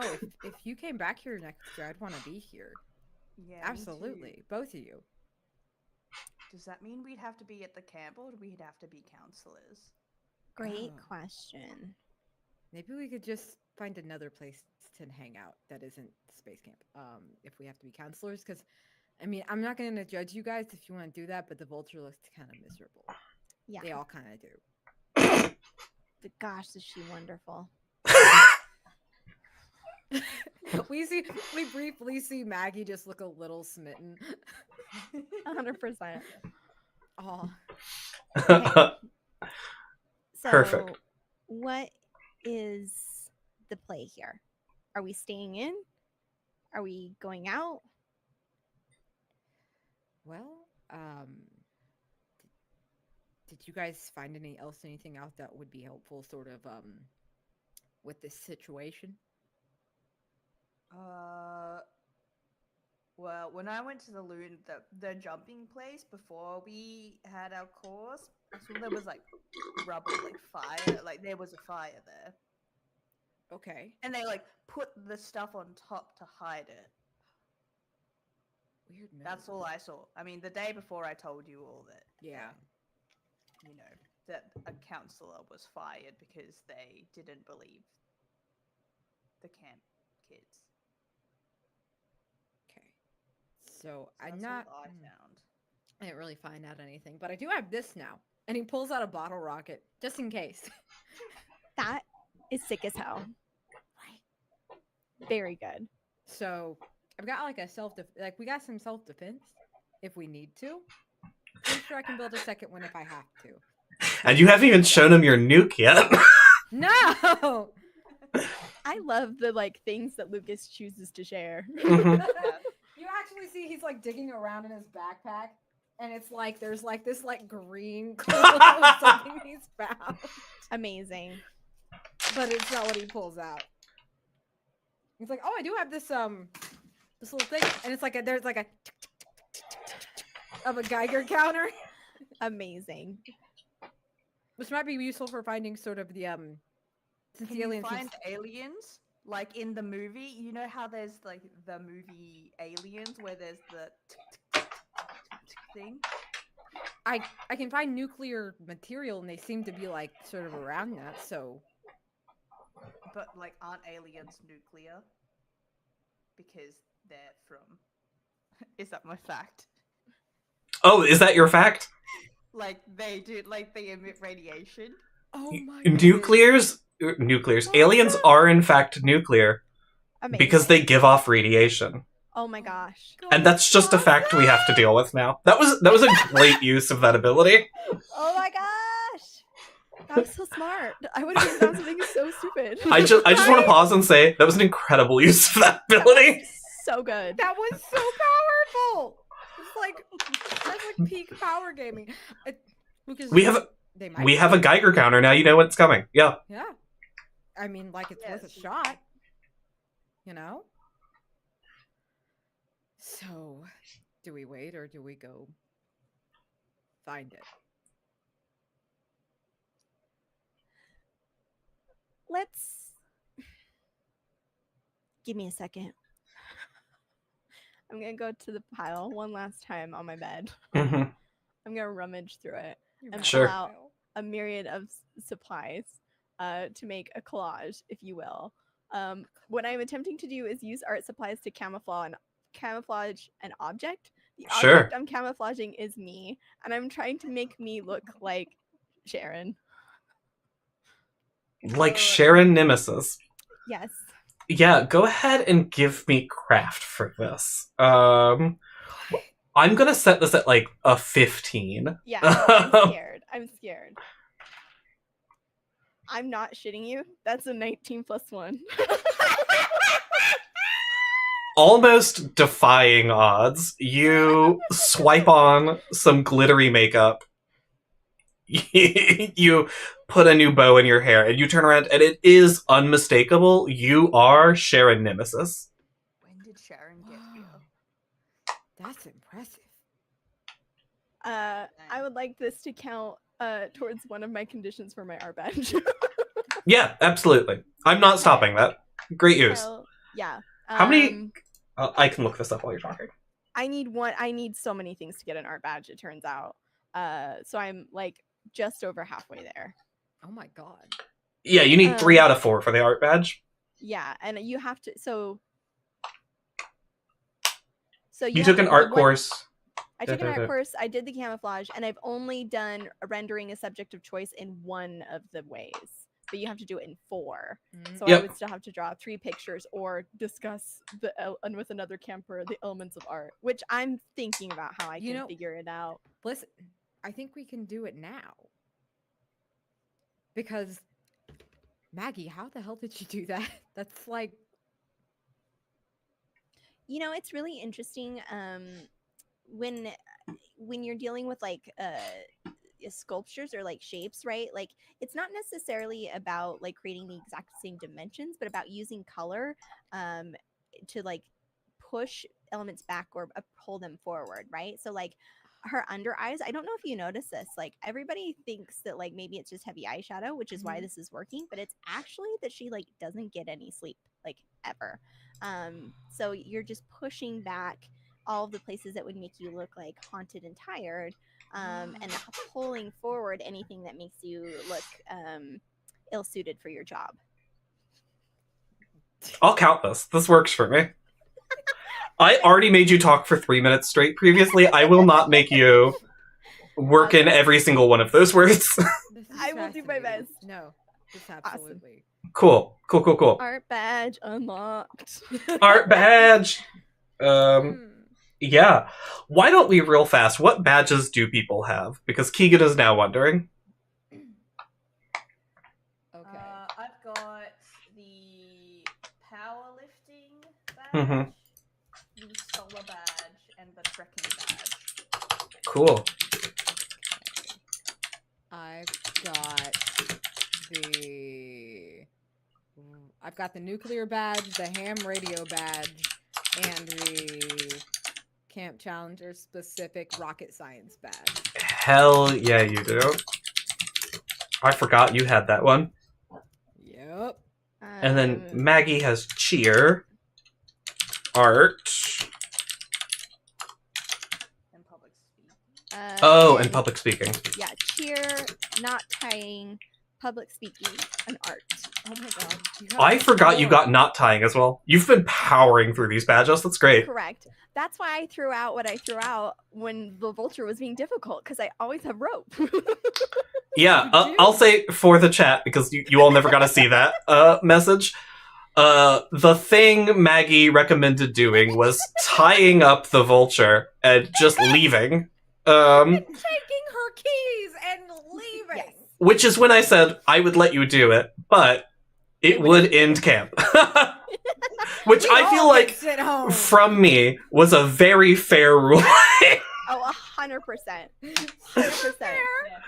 It's that thing where it's like, I want to be able to do the thing. Get crazy with it. Yeah. No, it was so fair. I totally understood where you were coming from. I would have ended the game. I love it. You've been well within your rights. So Cool. Well, so you all take some time. You get Maggie disguised perfectly, uncannily as an adult.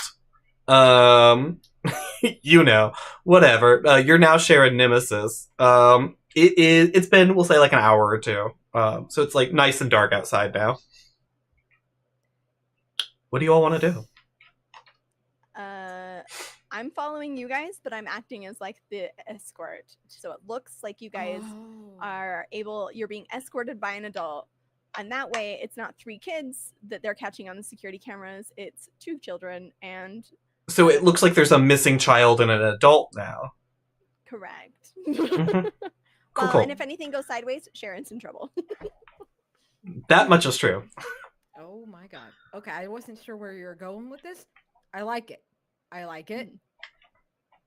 So, are we heading over the bridge to actually confront this thing? Yeah, I think so. Okay.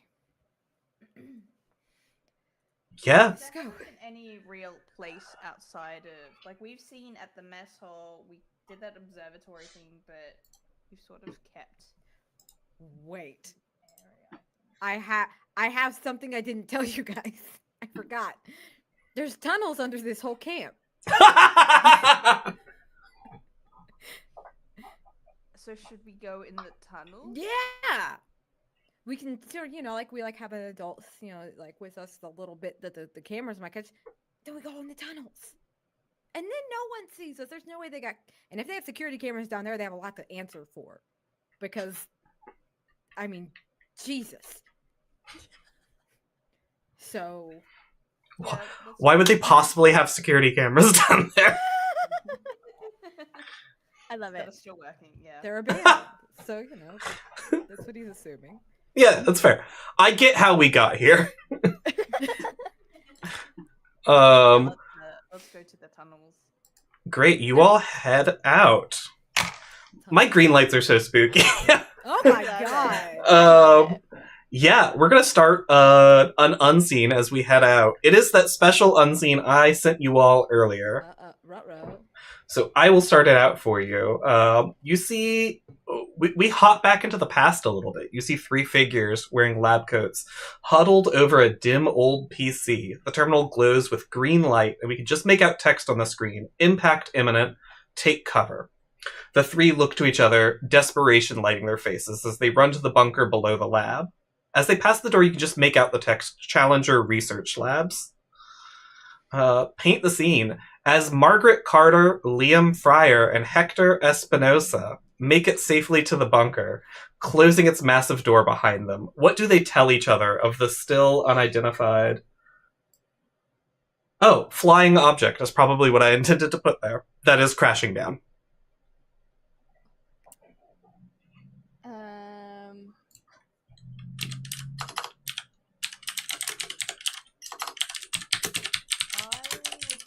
Tell them the projected crash point from the calculations.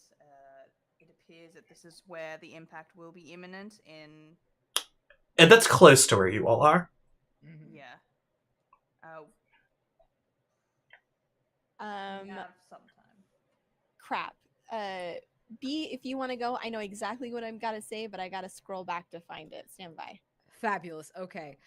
Liam is trying to assure them that it might burn up in the atmosphere, that it might not be as much of an impact. We don't know what this thing is made of, and like statistically, it's like most things burn up before they impact, so we can maybe hope.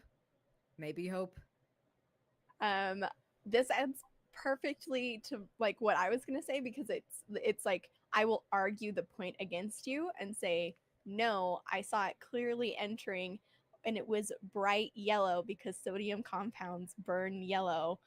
So it was a bright yellow streak as it was like coming in to the atmosphere. And I think maybe we like are arguing about like whether it actually made it through or not. Yeah, and I think almost add to this, there's something about like arguing that's like, hey, we're still alive, we can have this argument. Like, the thing is impacting in your labs. Like, on the lab grounds, it looks like. And, you know, like, will you be fine in the bunker? You hope. But you can continue to argue about it for right now. And there's something about that like, feels a little better. But with that, we'll hop back into the current scene. You all are headed... Where did we say we were headed? Oh, to the rocket park, where the rockets live. To the tunnels! To the tunnels. Secret tunnel. Secret tunnel. The space camp. That I almost forgot existed. There's so much to remember, which is why I'm like, let's be skipping these campfire scenes for now. No more adding. No more adding. No more monster lore. I can only keep so much in my brain.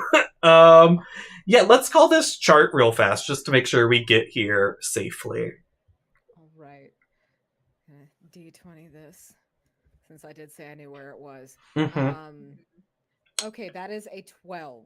Okay, cool. Yeah, we'll say it a 12. It's... Give me just a real fast heat roll. You'll be able to make it there. I just want to make sure you don't alert any camp counselors on the way. Is that also a D20? I forget. That's a D6, and you're going to want to roll a 3 through 6 on this. Okay, I have an actual D6 here. Oh, I can't see. That is a 2. Yikes. Oh no, do we end the scene immediately? No, I won't end this immediately. I am going to knock your heat up. Okay. And what happens is you get a little lost getting there, and you sort of make it sort of like past where the camp counselors are, maybe a little too closely. And as you're going past, 2 things happen. One, you can hear the Geiger counter in your pocket going off as you get closer to the camp counselors. And 2, there's a loud feedback squeak on the walkie-talkies as you're walking past. So Lucas is just fucking lighting up like a Christmas tree the moment he takes you past this. Mm-hmm. Yeah, and you can hear it's going off. You can hear the squeaking. You're able to like mute the walkie. You can hear the camp counselors are up. And you see some flashlights turning on. Like, it looks like they might be looking for you all now. Go. And you're like, go. Yeah, you're able to continue darting past. You all move much quicker now. And you do make it to the rocket park where the rockets live. Amazing.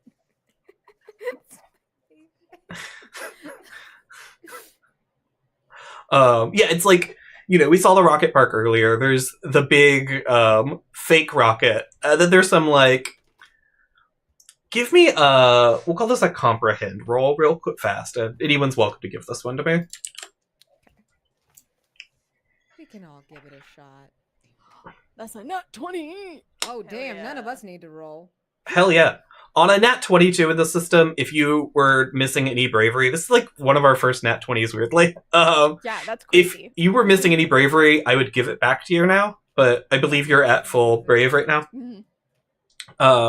Yeah, nat 20. You get here, and I was gonna say it was the big ship that's supposed to be there, and what looked like, like in the light of day, these spaceship parts looked kind of fake that were around here. There are much. You're here now. The Geiger counter's going off a little bit around them. These are parts of a real spaceship. Yeah, It had like a fake foam plastic sort of deal previously. And as you get over here, it's like this is like space grade, like aluminum. Like, I went to Universal Studios once. I've seen fake spaceships. These are not fake.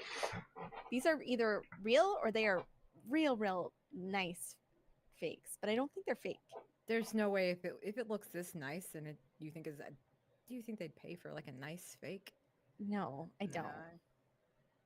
And he's kind of like waving the Geiger counter, and it's like, yeah. As you wave the Geiger counter over, you do get like near the I don't know rocket parts, near like the thrusters. It is picking up a little more nuclear signal.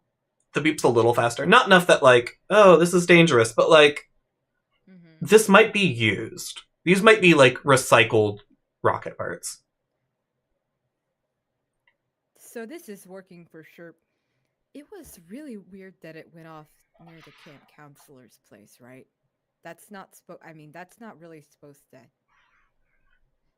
Like, this is like to indicate whether it's like deadly or not. Like, this is like safe shit. This is like, if it goes off a lot, you will get radiation poisoning and die.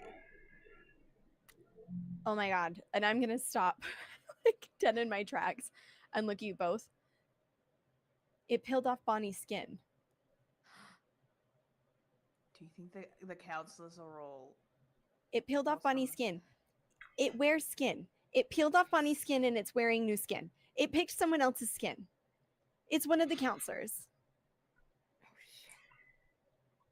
As you're saying this, you see the lights are starting to, like, from the counselors looking for you all currently, start to like light up the side of one of the rocket parts near you. If you want to avoid being hidden, you need to get to the tunnels. Tunnel time. Yeah. Yeah. You all head into the tunnels, and normally when you've been heading into these like abandoned buildings, the lights immediately flash on. Like, it's been weird, but it's been consistent. And as you get down here, it is different. It is dusty. It is dark. It smells unused. There are cobwebs. And as you say, okay, your voice just echoes down the halls. Just hushed echoes.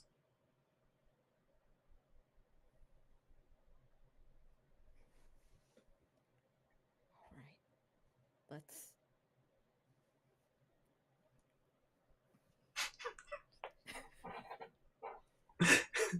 Yeah, you all, where are we trying to go? I think the idea is to use the tunnel system to get closer to where we think the alien lives. And to not be... I think right now we're just trying not to get caught. Please correct me if I'm wrong, but that seems... Yeah, and I'll give you, while you're down here, the camp counselors aren't, like, the sounds echo as, like, a creepy detail, not like as a, you're going to be more easily found detail. Gotcha. Just to set us up here correctly. Okay, good. So we won't be mouthing the whole time. Yeah, that makes bad radio. Yeah, so you all are free to like actually talk. And yeah, like, where did we want to go once we're down here, though? Were we headed towards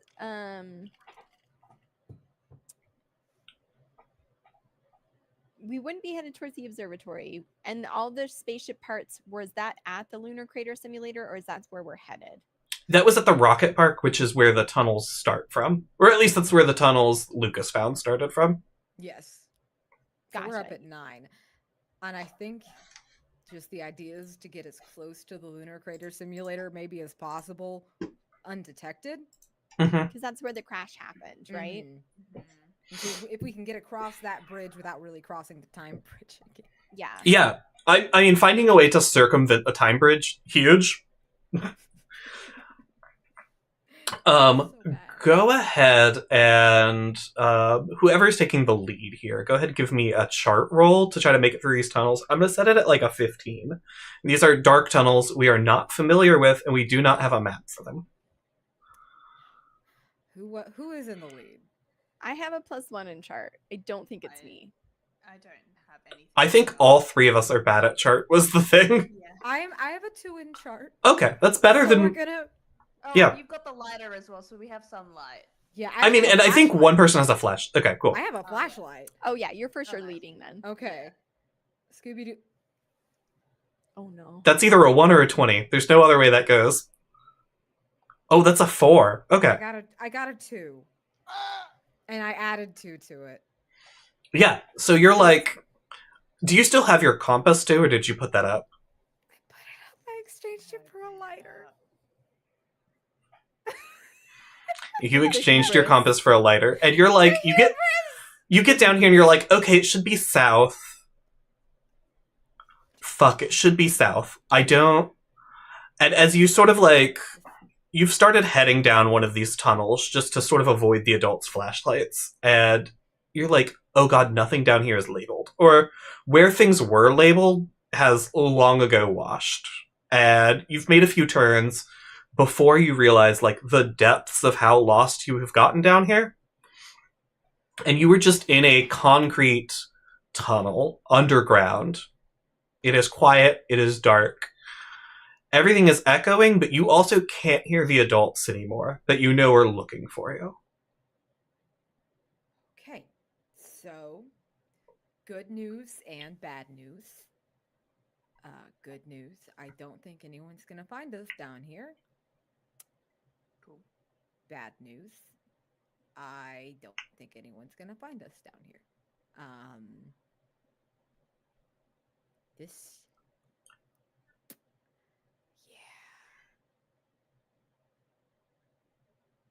My bad.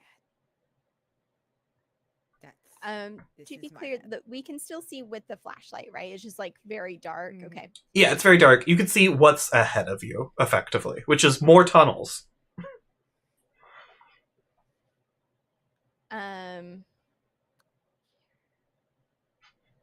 I hate this. I am going to reach into my backpack and pull out the rope that I always have inexplicably. It Yeah. doesn't make a lick of sense. And I want to tie it in such a way that we can each hold on to it. That way, like, I don't want to necessarily fasten it to us, but I do want it to be like something that We're all holding on to the rope. connected in case Lucas drops the flashlight or something. We're all There's a Yeah. kindergarten near me in real life where you'll sometimes walk outside and it'll be like 12 kindergartners, each with a hand on a rope, Yes, so they can yes, walk them yeah. through DC safely. And it is, in fact, that. Yes, correct. Exactly that. Okay, cool. I just wanted to make sure you knew that you were kindergarten 100%. rope training you all. Oh, 100%. No doubt. Okay, cool. Yeah, no problem. You have a rope. We're not doing anything weird with it. We're all effectively holding on to a big Well. length of rope. Yeah. I don't need to make you make a roll type No. weird. Because at worst, it is a rope that you are all holding on to. Yeah. Okay, cool. Yeah, you feel like it would be harder to get separated, at least. Mm-hmm. Quick question. Mm-hmm. For the trekking badge, my passive is you always know your way back to the campground. Are we on the campgrounds? You are- That's a moot point, or do I know how to get? When I say campgrounds, I mean, like, you can always get back to where you're supposed to be. So, like, if you need to, you can find your way out of these tunnels and back to, like, where you're supposed to be sleeping. Okay. Everyone, I I did a couple of trekking things, and I learned some cool facts about how to trek. I think that we're fine to get out. I don't know about going further, but I'm remembering. Yeah, you look down and there's a rock on the ground and it has moss growing on one side of it. Yeah. Amazing. You know what? Remembering how to get out of here. That might be the wisest, because otherwise I'm pretty sure we're just gonna die down here and they won't find our bodies. I don't want that. No, and I'd really rather not, lead us to our certain deaths just yet. So that would be great. He actually just hands you the flashlight, like. Okay. Yeah. Go ahead and give me another chart roll real fast, Wasa. Oh god. My chart of You'll be able to get out of here, and I'll tell you that much. Okay. I got a 17. Okay, cool. Yeah, so you start heading back towards you're gonna start heading back towards like where you all are sleeping in. You're like, I think I remember the way back out of these tunnels. As you're heading out of the tunnels, from deeper in the tunnel, just echoing, you hear like high-heeled footstepping. Just echoing down the tunnels. And it's either Sharon or Alan. It's never not Alan. Alan wearing high heels. He's always wearing the wrong shoes. Yeah, always the most He's always wearing the wrong shoes! You hear high heels stepping down. They sound like they're at a distance. I'm keeping us on track! They sound like they're at a distance still, but they are walking. It sounds like they're getting closer, but the footsteps do not sound quick. Is how I would phrase this. But you're heading out. You can make it out. And you sort of come up outside. Let me look at the map again. Jesus, here it is. Cool. Yeah, you head up outside. I would say around, like, somewhere between the rocket park and where and the actual habitats. Okay. You find like another exit from the tunnel. Oh my god! Thank you, honey. You're welcome. Did you hear that? Oh yeah. Cool. Yeah. And I'm gonna step us into our unseen again real quick. So we head back to the past where we saw these figures in the lab coat, and in the days following the crash, we see Margaret Carter in a quiet white lab cutting into a small green humanoid specimen and speaking notes into a recorder she has on a steel lab tray. What does Margaret discover about these intruders? And Sarah, I'm going to give this one to you for clear reasons. Yeah.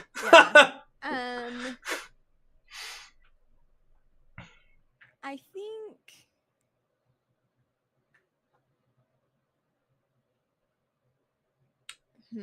And this is Keegan directly giving you, make a weakness for this monster. Oh, okay. Very cool. I think that... stand by. Yeah. Give me a second. Science research. Sarah's hacking into the mainframe right now. I've got to hack some stuff. She's getting into character. Yeah. I love it. And I'll say for the viewer watching at home, this green humanoid you're cutting into looks an awful lot like Bonnie, but Bonnie wasn't covered in a bunch of cuts. You get the feeling this might have been one of the other children that Banshee had. Huh. Yeah, I'm gonna say that I try a bunch of different like compounds to see how like the creature reacts to it. Mm-hmm. Stuff that like is around like everyday humans. There's a specifically IR 3535, which is amino propionic acid ethyl ester, which is a common ingredient in bug spray. and we find that like the skin kind of like like flame with plastic, how it kind of like warps things away. It does that. Cool. Yeah, we see Margaret Cuttigan, and she has a little section of skin in front of her, and she's trying different compounds on it, and she puts this IR 3535 or whatever on it. And you see it starts to like sort of blister and pucker and fold up, and it like just sort of turns black in front of her. And she like just picks up her little note thing, her little voice recorder, and she says into it like, IR 3535 seems to melt their skin. And she puts it back down, and she takes the scalpel back out, and she goes back to work. And we cut back from that to you all exiting the tunnels into the space, sort of near where your habitats were.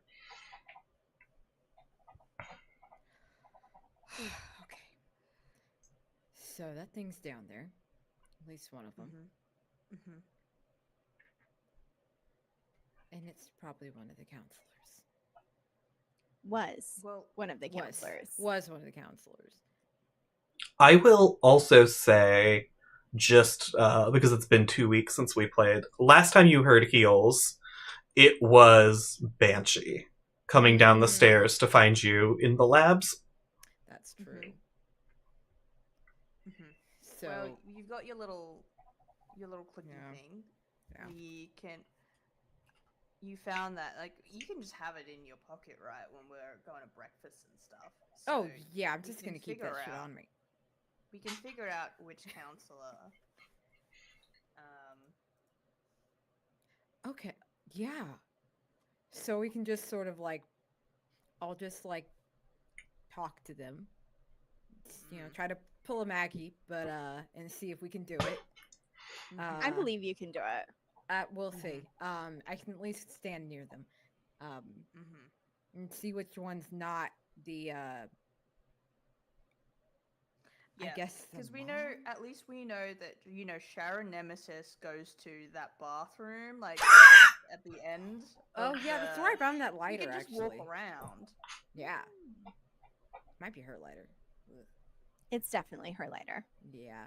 You flip the lighter over and it says SN on the bottom of it. So maybe I kind of hope maybe it was her that got because I'm gonna be in trouble if she figures out I have this. Not to be rude or anything, but one of them's definitely dead. So, back. Just let me know if/when we need a distraction. Should we like figure out a hand signal, or will you? Oh my gosh, I love that. Okay, I'm gonna put you on the spot. 3, 2, 1, hand signal. I don't. I'm bad. I'm really bad at. I don't know. No, okay, don't. No, not that. Not that. I was positive Lucas was gonna just know like a Naruto hand symbol offhand. Amazing. Okay. Now you're ready. You're just gonna do what your heart tells you. And because if not, it's gonna be the thing that we did. Okay. Oh God. Okay. No. Okay. 3, I got it. 2, 1, go. This one. This. Very good. Got it. Okay. Perfect. Okay. Got it in 2. Wait, honey, can you do that? Like, honey's like. Reached it out in the last second. Okay, good. Good hand signal. Okay. Great. Got it. So should we go back to the cabin or should we keep going? So, Do we? Like they would strongly be looking for us. Yeah, they like super. They super know we're out here, right? Okay. Yeah. Whatever you guys want to do. We're a team. As you sort of are we heading back to the observatory? I think is where we were headed. Yeah. Do you want to go across the time bridge or? Are we doing something different? Yeah, how long did it take us to get in and out? That's a good question. It's still nighttime. Okay. I would say we're halfway through the night phase based on unseens completed. Oh, that's true, yeah. Okay. Kind of. I don't want to say we have time because we're going through the time bridge. But, you might have a lot of time. We might have a lot of time. I have a lot of time or no time. Or we could, I don't know, we could swim? I'm not very good at that. But... That oh wait, might no, don't ruin- actually wait. It's super irradiated. Never mind, I did check the water earlier.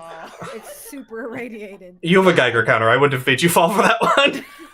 And my costume for sure would get wrecked. So Oh yeah. if we want to keep this, so let's just do this. Let's risk it for the biscuit. Let's cross the time bridge. We've got time, and if we don't, we don't. Either way, I don't know. I'm not gonna ever be able to sleep again so long as I live if I don't figure out what's going on here. And going back to the cabin feels like saddling myself up with a lifetime of regret. So yeah, we don't have very much time left here. Let's go. Cool. You all head off to the time bridge, and because you're close to your cabins or whatever, as you're walking past, you see in front of your cabins with a flashlight is the vulture, and she flashlights in and looks at. There's no one in your beds, obviously.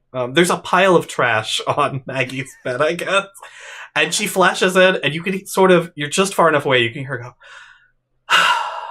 She turns her flashlight off, and you hear over the walkie yeah, I checked their cabin, they're still there. she's covering for us. She is absolutely covering for you, and she heads back to her. You can see her heading back to in the direction she's supposed to be. I love her. Yeah. You just hear from Maggie, gosh, I just love her so much. I just want to be just like her when I grow up. But hotter. Cool. You totally got that. You totally got that. We head over the time bridge. Someone give me a D6 roll. That's a 5. Cool. You head over the time bridge, and I think at this point Lucas is used to checking his watch before and after he gets on the bridge, and he does it while he's walking. Yeah, you're walking and get about halfway through the bridge, and time just jumps 15 minutes. Okay. Into the future. So you've lost 15 minutes, but you didn't lose hours, and you also didn't go back in time as far as you could tell. He looks up, looks around at his compatriots that look the same. He's like, 15 minutes. Okay, that's kind of a record. Let's. Whew. We're good. We got time. We got time. We did it. Time. Just 15 minutes in some sort of wormhole. Yeah, and as you all keep heading towards, I believe, the observatory still where we're going? I thought we were going to the lunar crater where the crash site was. The lunar crater, my bad. As you all start heading towards the lunar crater, you hear a soft boing, boing. It sounds like someone is jumping on a trampoline over there. Oh, shit. And you all sort of get behind a tree as you all are getting closer. And as you start to look, you start hearing the Geiger counter clicking. Just softly. Okay. Is it super duper dark? It is super duper dark. Now, you could aim your flashlight towards the lunar park and see who's jumping. Yeah, I wanted to set it up. I do want to try. This is risky. I don't think this is going to pan out. I pull out binoculars out of my backpack. In the off chance that they have a light source, I want to try and see if I can make them out. Oh, I don't hate that. I love that. In from fact, a distance. Yeah, give me comprehend. 1 second. I can look at what the roll for this should be, because all these characters have roles associated with them. Yeah, we're gonna set it's comprehend difficulty 12. We'll see how we do. No, that is a 2. So I comprehend nothing. You look up. It's just dark. You can see there is a figure that briefly behind the moon sort of lights them from behind, but it's just a dark figure. You can't really get any details. Yeah, it's just too dark to use these. But if we could figure out a way to light it, I don't know if one of you guys wants to give it a try. It's so dark. I mean, there's 3 ways we could do this. 2 might get us kicked out of camp if I light the wrong thing on fire. So that implies that you could light the right thing on fire. Well, yeah. So So also there might be four possibilities that come out of this: getting kicked out of camp, maybe also manslaughter if that's not an alien. So I don't know. I feel like it's probably an alien just because I normally, and you know, I'm generalizing here. I don't go on a trampoline in the middle of the night, in the dark, just bouncing around. Yeah. For the chat, real fast. The typical penalty for alien slaughter actually fairly low. Surprisingly, not straight to jail. Yeah. Shockingly. So weird, actually. Okay. Yeah, but there's something trampolining here. The Geiger counter is going off. Okay. Do we want to try and get closer and get a look and then potentially light stuff on fire rather than preemptively lighting it on fire? Because I feel like once stuff's been lit on fire, like it's kind of the ball game. Yeah. That's a situation up. Yeah. What are you lighting? I have a bottle rocket. I could just shoot it at it. That's just, you know. I don't think that'll, like, kill it or anything, but, you know. We're talking about light. I have a flashlight, and I have a bottle rocket, and I have a lighter. Those three things produce light to some degree. Just two are really dangerous. So, I think maybe we should get closer. We're going to try and sneak and get closer, Keegan. Yeah, you all get closer. I'm not going to make you roll for this one. You all get closer, and as you start getting closer to the trampolines, the Lunar Crater Simulator, the Geiger counter does seem to be picking up in speed as you get closer to it. And as you all, like, sort of, like, get behind a tree or, you know, behind a big rock or something, you still can't quite make out what's jumping over there, but you do see a few sets of little, like, blue eyes light up. Seem to have, like, their own light source, like, behind them.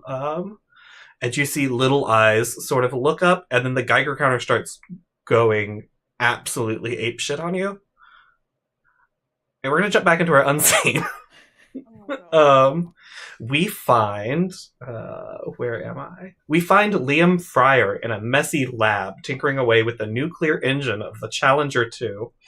What does Liam hope he can change about the Challenger 2 to make it better equipped to head into space?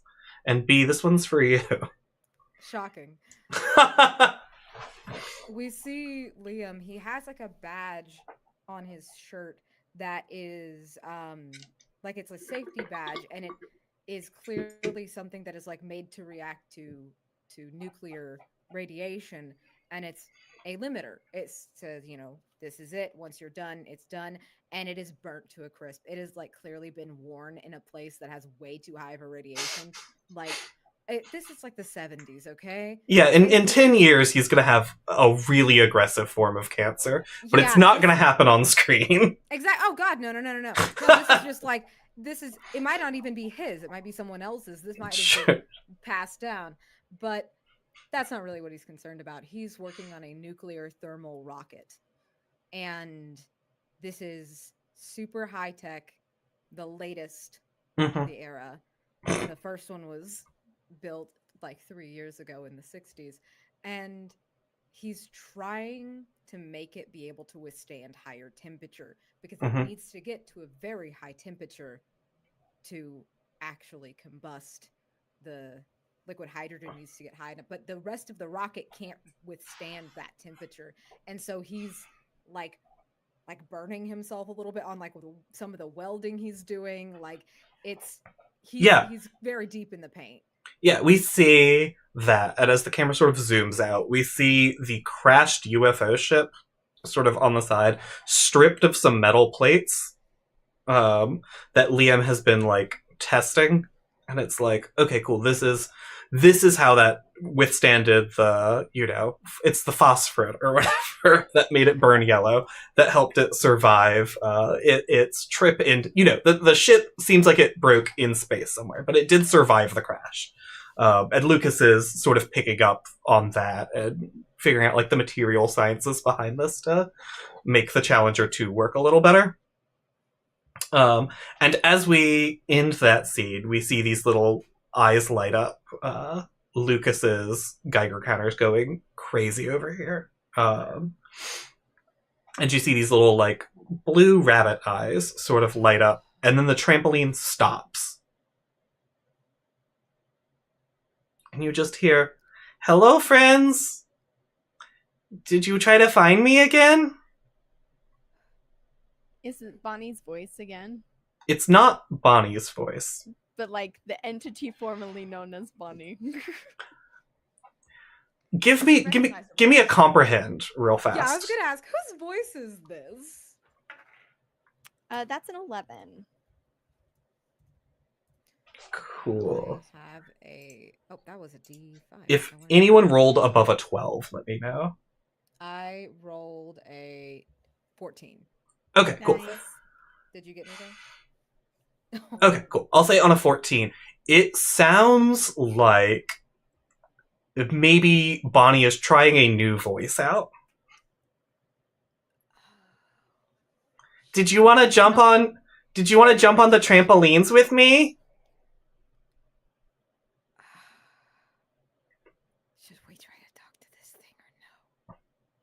I think that When you have secrets, it's not very nice.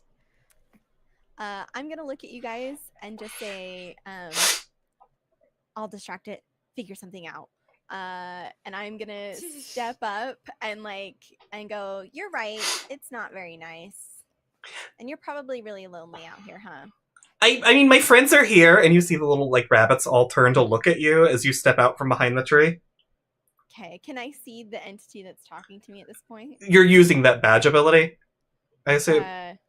The one where you're trying to draw attention or whatever? Yeah, people always notice you if you want to be noticed, yeah. Yeah, you see she hops on the trampoline one more time and, like, lands on the other end of the, the crater or whatever. And you can make out, it is not Bonnie. It is a different girl. That makes me sad. Oh my god. Hi, I don't think we've met before. No, I don't think we have. You look different. You know What do you mean I look different? We haven't met before. You're being silly. My name's Barbie. Hi, Barbie. I'm Maggie. I knew that about you. How did Because you you're know so that? popular. Oh. So what are you doing out here jumping on a tramp by yourself? With your friends? I'm with my friends. They're really good at jumping. And you see the rabbits all start sort of hopping around you. They're getting closer as this She's like 16. Okay. This one's a little younger than the last kid. Yeah.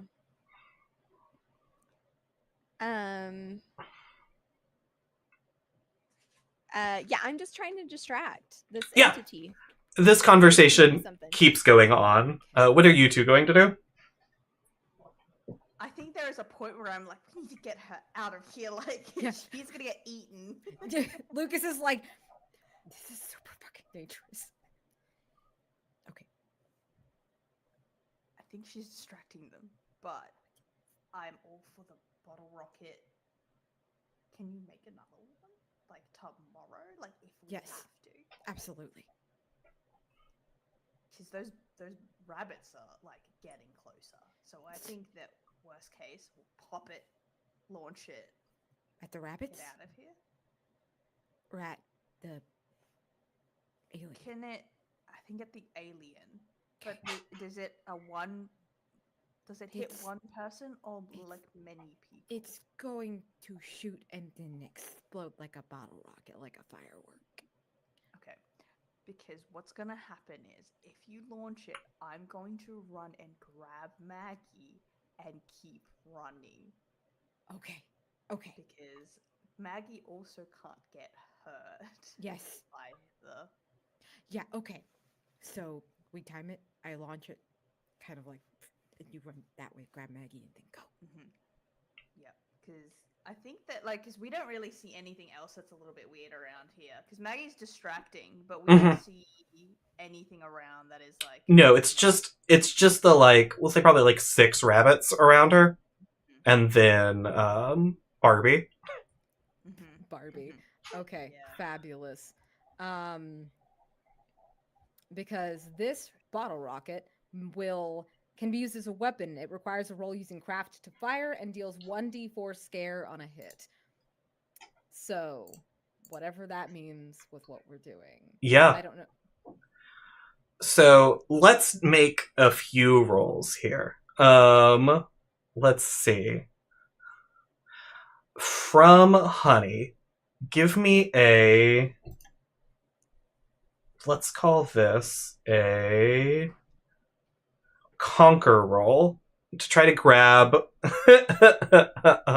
your dear friend here before the bottle rocket goes off. Okay. Oh my god. And we're going to set this as a 12. Perfect. I rolled a 19 and I have a +3 in conquer. Holy shit. Yeah. He's like, okay, locked in. It's locked in. And then from Lucas, if I could get a... What do we want to... what do we want to call this? Do you want to give me a... We can call this craft, we can call this confront, whatever you feel like for firing this bottle rocket off. I have the same score in both. Great. I got a 15 plus 2 at 17. Hell Okay. yeah. Perfect. So what we see is Honey dart behind a tree, grab Maggie, start running. The rabbits all sort of turn, and you hear Barbie go, "That's not very..." And then a rocket hits her. Directly in the fucking chest. Somebody give me real fast. Someone give me just a d6 roll real fast. You want a number higher than 3. Okay, I got a 4. I'm just panicking. Okay. We're still in a scary spot because what's going to happen here is that rocket hits Barbie middle of the chest as she turns to you to be like, "Why are you..." It hits her. It fucking explodes. Now this is basically a firework is what we have here. Yep. It shoots like yellow fucking firework nonsense. You see she goes flying backwards. You see the rabbits fucking incinerated. Go ahead and roll me a d4 real fast. And I can tell you what happens to Barbie. I think Lucas is behind the tree like, oh gosh, it's a 4. Oh. And you see, as you all, because I assume we're going to shoot this, and then we're going to run back to our campsite. You two are running. I think Lucas stays to watch what the fuck happens. And you see it hits her, and she gets up, and you just see the skin burning away. There's green alien flesh below this, and you see from her mouth, it just sort of opens up. She's screaming, and just black blood pouring out of it. As you watch this alien fucking incinerated, the skin goes, and you see its skin starts to go. We're getting like full like cheesy 80s movie scene where like all of the skin melts away. All of the skin melts away. Blood's just pouring down it. You have ended Bonnie. Amazing. She is no longer a threat. She had exactly 4 composure remaining. Amazing. But you also set off a large firework, so I think before you have a second to sort of comprehend, I maybe just killed an alien baby. You gotta take off. Yeah. Move. Yeah. I like call out for you to like try to snap you out of it. Yep. And then he's following you like, oh shit. Oh my god. Yeah, you hear that, and you all are running back to your campsite. And as you're running, if I had my working soundboard again, this is where I would put in that terrifying demon scream I've been using. But my soundboard stopped working. So there is a loud scream that sounds like it is coming from the direction of the rocket park. Which is, to be fair, also the direction of your campsite. Banshee knows what happened here. And we're going to cut back to our final bit of this unseen. We catch back up. We're in an old armory. We find Hector Espinosa stripping and refitting pieces of an old rifle alongside some unnamed security goons. Worry crosses Hector's face, and he comments that this is never going to work in Zero G. And he sort of pushes the gun aside. And what does Hector pick up instead? And why is he convinced this is the best weapon to fight aliens in space? I love that. I need to figure out whether or not the technology existed. You don't need to worry about this, because he is inventing this technology if he needs to. Okay, because I was like, I want two things, like railgun, effectively, like, you know, a railgun uses like maglev, so magnets, because it's for electromagnetic fields, etc. Sure. In space, if you got zero gravity, you kind of want to force that thing. Yeah, you don't want to fire something with recoil, because you'll go flying backwards. Yeah. So the design involves like a maglev, and in terms of launching it, there is like one thing in space that sucks the most, and that is like fire. So I wanted to, like, the rail gun, like the little mini rail gun, uses maglev to push out effectively like the bullet, and like there is like upon impact, like explosive kind of situation. Yeah, perfect. Cool. I want to say too, like, we see Hector getting these notes. Oof, sorry, I closed my thing. We see Hector getting these notes from Margaret about, like, this is the thing that seems to affect alien skin, and we see him loading in that chemical with the name I absolutely remember that has maybe the number 51 in it. IR 3535 is the easiest way to refer to it. Cool. Yeah, we see him loading just like a ominous green canister of IR 35 into, like, effectively tranquilizer bullets. Amazing. Cool. We're gonna head back to our campsite then. The night is starting to run out. But also, as players, we should probably take a break about now. So, hey, people watching, we're gonna take a 5 real quick, and then we'll be right back. We'll catch you here in a few.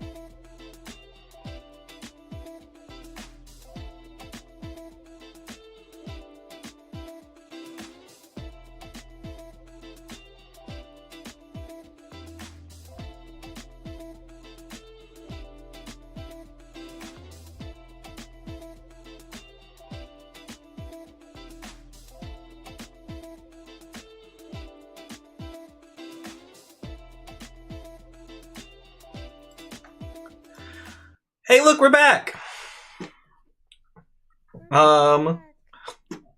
Yeah, so we slaughtered an alien just now. We I have had to moral Metal. implications. had to take a second off camera to figure out where I was.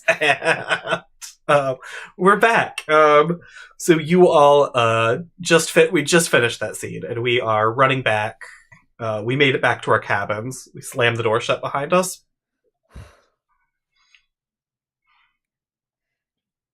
Okay, I think I just killed it. So, That was a really good plan. was it? Yeah, I mean, none of us got hurt. You That's true. totally took out that creepy thing that keeps wearing people's skin. Yeah, it was wearing someone else's, huh? Yeah. That's- I didn't find out that one's name, but I also don't know if it would have told me. Its name was Barbie. Yeah, but like, no, it was Barbie. oh, that's right. She Barbie. told you. Yeah, that's right. Yeah.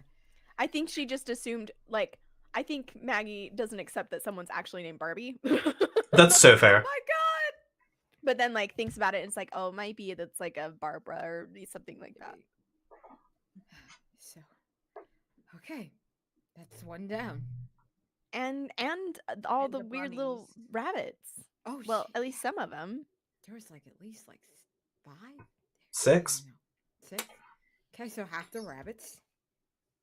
Sure. If they stayed, I doubt they stayed like a Right. static number. There's no way, right? That's So that really just leaves Banshee. she's gonna be pretty pissed. We just, But hey,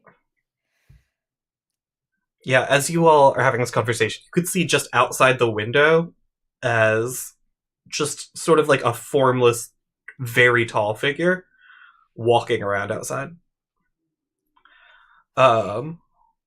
And it looks towards the camp, but does not seem to actually see you. And it keeps going back towards the time bridge.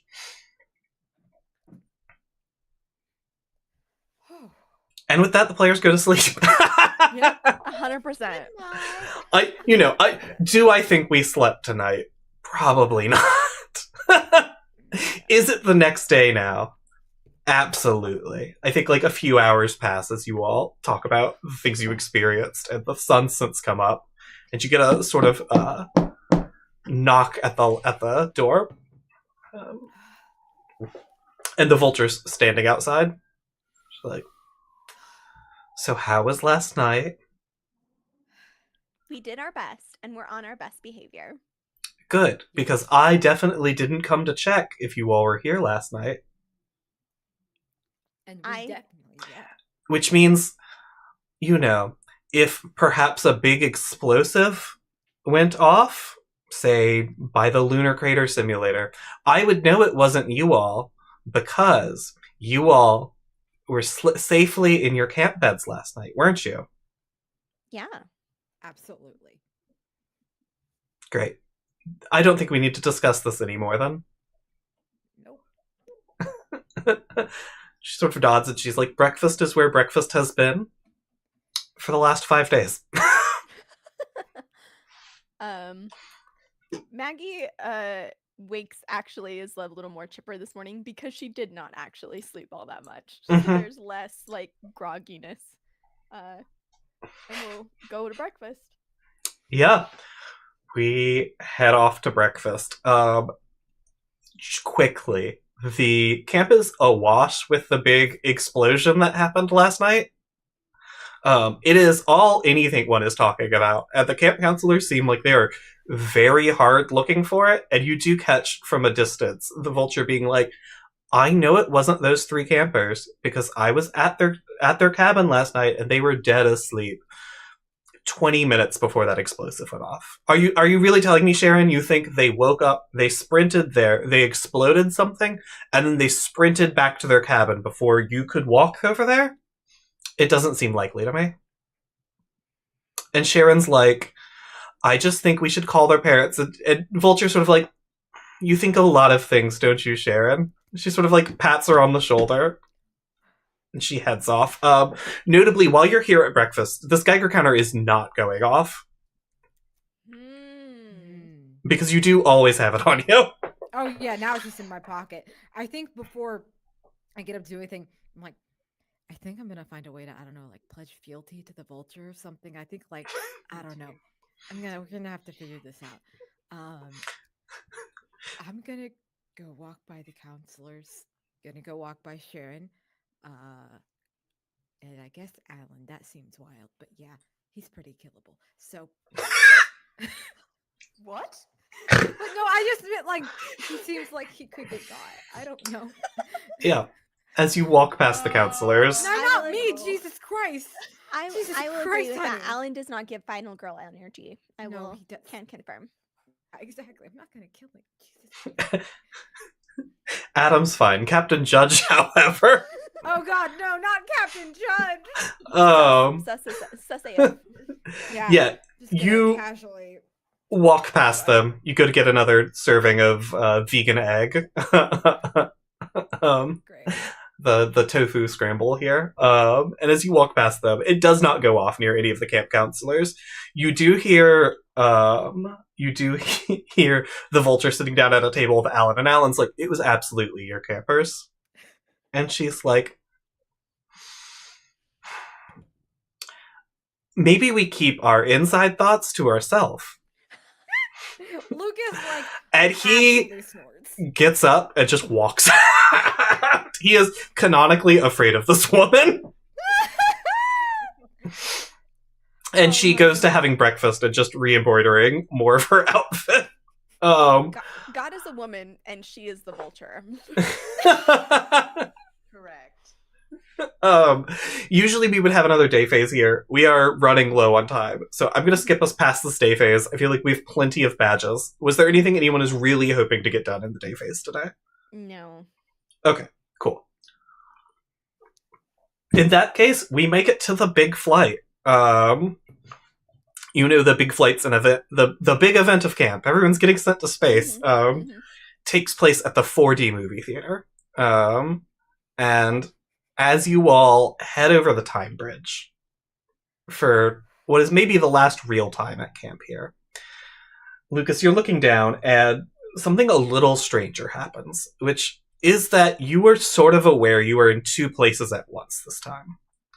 You look down at your watch and you're looking down and it's sort of your hand, and like over it you see an adult man's hand. And the three of you are sort of like hopping between two timelines as you walk over this bridge. 1 second you are looking down at yourself and you're like, okay, cool, I'm Lucas Fritz. And then you look down and you're like, I'm Liam. And it's weird for a second, and then it just sort of clicks. Like, this is just the thing that has to happen. And Liam, Margaret, and Hector are all going this direction. It's just a big-ass fucking spaceship. It's the one we saw previously in those unseens. It has this, like, alien aluminum all over it. And the three of them know they have to go into space to keep what they know is another shipment of these aliens from coming to look for Banshee. And they are climbing onto this spaceship, and as we flash back to the campers, the three of you are headed to the 4D movie theater in the exact same place. And as you sit down, Captain Judge, who... Oh, Jesus, what the fuck happened to my... I thought camera followed. I was like, shit. No, that was weird. I think it has like a bunch of like weird hand motions, and I caught it catch blue while I was talking with my hand, and I don't know what it thought it was doing. But I looked up and it was aimed at my crotch. And I'm just gonna say, I didn't mean to do that. And I'll just say, not intentional.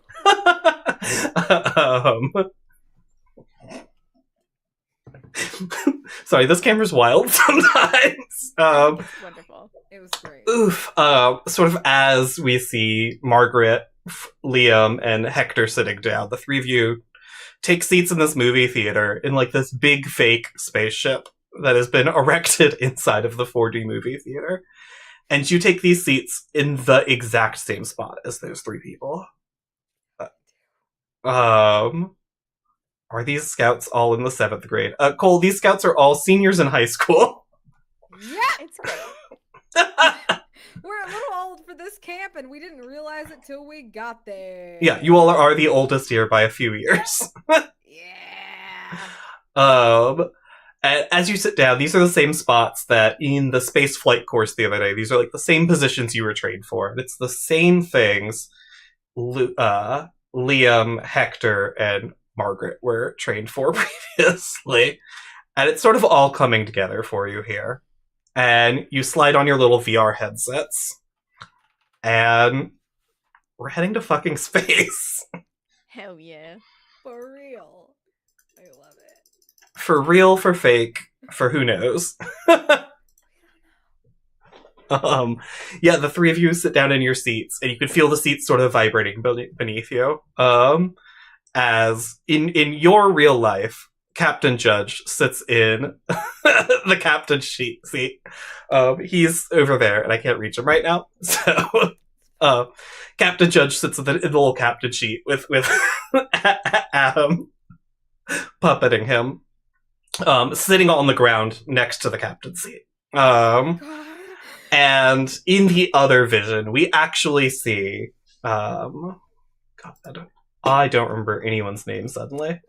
Is it Beatrice Bansetter? Yeah, we see Beatrice Bansetter sitting in the captain's seat, and in the co-captain's seat is a much younger, much different Alan Rudd. Poor buddy. Oh, his tragic backstory. Where he was briefly the co-captain of a ship, the second in command of a real-life spaceship. And you all are taking off into space. One second, let me open my note thing. Oh,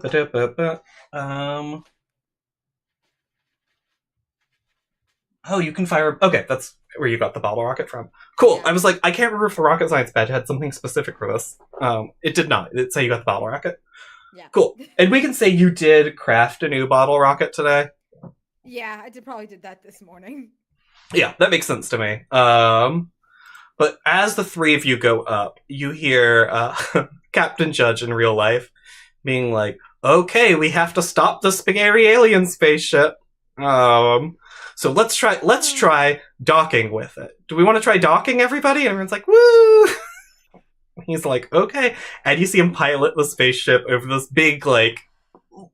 It looks like they probably just straight up stole an alien spaceship from, like, a video game. And in the, alternate past thing happening here, you see Captain Bansetter pull the spaceship up to this UFO. She sort of looks over to you three and she's like, okay, are we ready? Yeah. And she hands out the guns with these special with the special chemical in them. Space is haunted, always has been. Mm-hmm. And she pulls it up. She lowers a little thing. You hear like a little like laser like psh, as it cuts like a hole inside the spaceship, and you all tear in. Hell yeah. Like Doom. Damn. Just some heavy metal starts playing. Heavy metal starts playing for the kids. Yeah. It is the Halo soundtrack. Amazing. Oh yes. my god, yes! You wonder how this campus stayed around with all the copyright violations. So many. Just so many. The cereal mascot, the Halo theme song. It's wonderful. The spaceship they stole from Galaga. Yeah, as you all head in, what are the three of you looking for as we get into this alien ship? You all sort of step inside. There is like a strange sort of green light from all directions. And you know this is where Banshee's people were. Like a location that we're looking for? What are you looking to do on this ship? How are you looking at keeping it from, coming down to Earth? I think think that it'd be best to go like control room to like get rid of the communications. Absolutely. Hell yeah. Give me a chart real quick. With Honey's chart? With Honey's chart. I considered making Honey. full other character sheets in a different game and being like, cool, we're playing Through the Void today. And then was like, I don't think I'm going to have time to teach a whole separate RPG at the very end of the final session. I rolled a 14 plus 0. Okay, cool. Yeah, so you start heading down, and there are, like, alien writing on these walls, and it doesn't quite... Like, you're like, I know I'm looking for a command room, and you realize as you get down here, you don't know what that would look like. But you're headed down, you have your gun up, and you do see, from around the corner, just 3 really tall green aliens come rushing your direction. And obviously in VR, you hold it up, and there are 3 Marvin the Martians running towards you all. This is very good. Are we as like Honey and Co like seeing both of this happen at once? Like we see big bad alien. I love and it. Marvin the Martian. Oh my God. You're experiencing both of these things simultaneously, yeah. Okay. I'm gonna open fire with my my gun. So, Hell yeah. I gave everyone guns in the final session. Hell yeah! This gun. Go ahead and give me a conquer roll here. Oh yeah, let's. I have a +2, so I'm also going to use my passive of cheer to lead the group in an action, so I can share my role with the entire group. Cool. I'm gonna let you know ahead of time. This is a 7. You need a 17 on this roll. Okay, because that's what I got. 15 plus 2. Of course, that's what you got. Yeah. What the fuck? I will never get one over on you all. Now?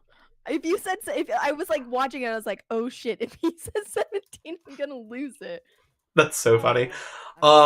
Yeah, the 3 of you get these guns up. No kickback. You all are sort of floating through this space. And you see 3 just clean bullets fly straight through. Each of you fires. Each of it hits one alien perfectly. And you see them just dissolve under this chemical. Nice. In the VR space, you all aim your little laser guns up and fire at Marvin the Martian. And he goes, ah!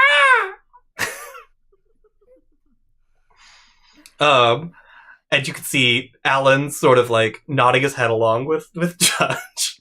And Judge turns and is like, great shot. But in the past here, we see Miss Brandsetter sort of turn back and she's like, it was a close one. Let's keep moving. She keeps staring down the hallway.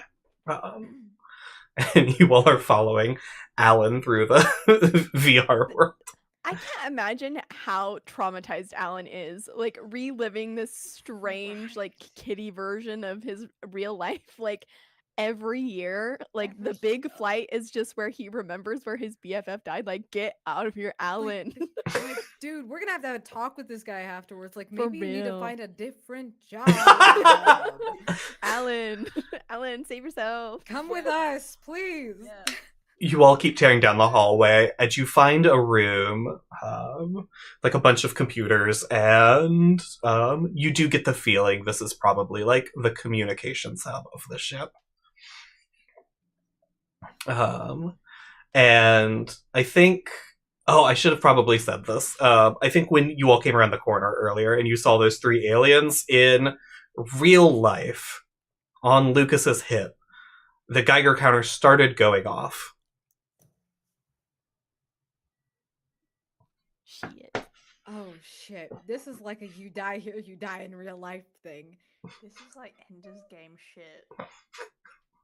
Oh my god!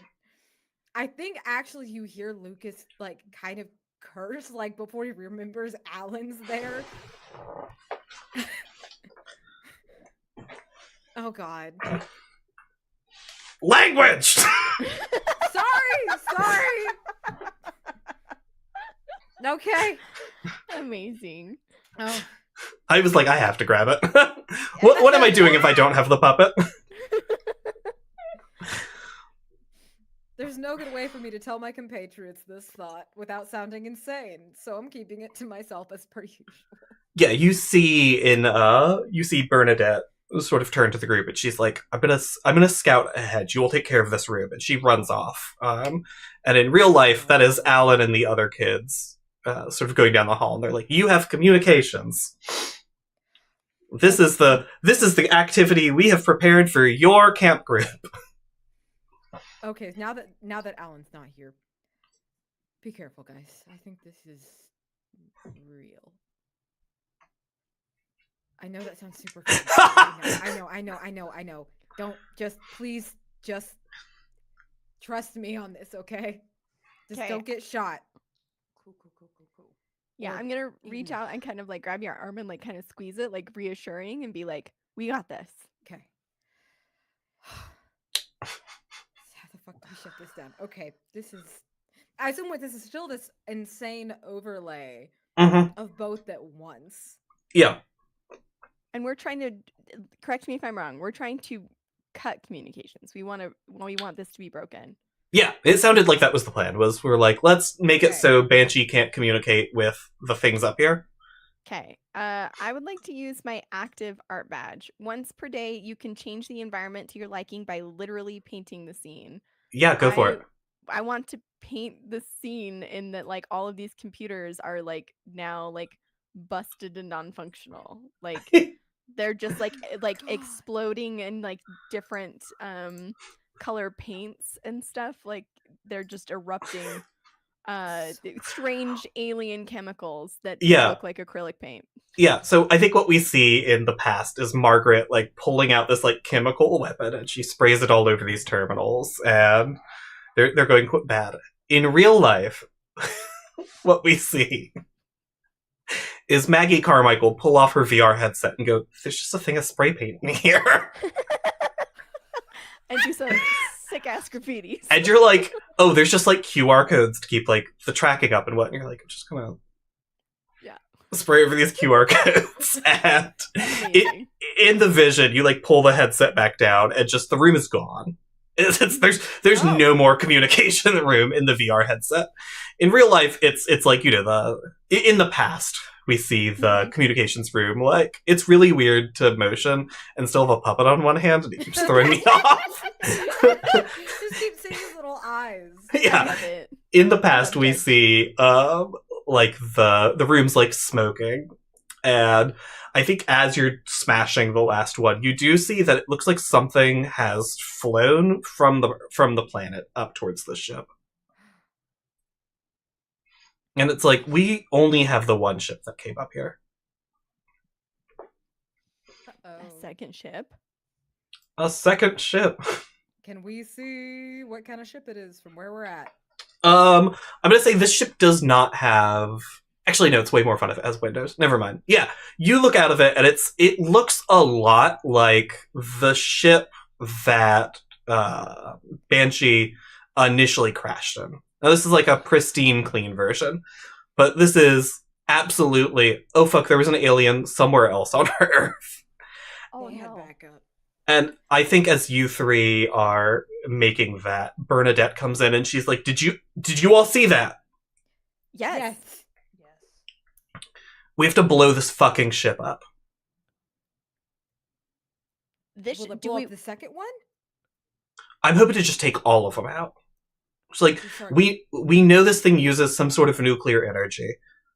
I think we could probably rig it to explode and then get the fuck out of here. I'm gonna need a lot of rope.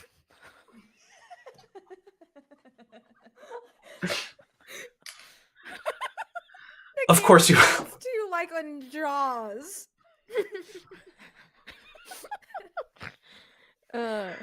Keegan. Mm-hmm. I want to do the space equivalent of this.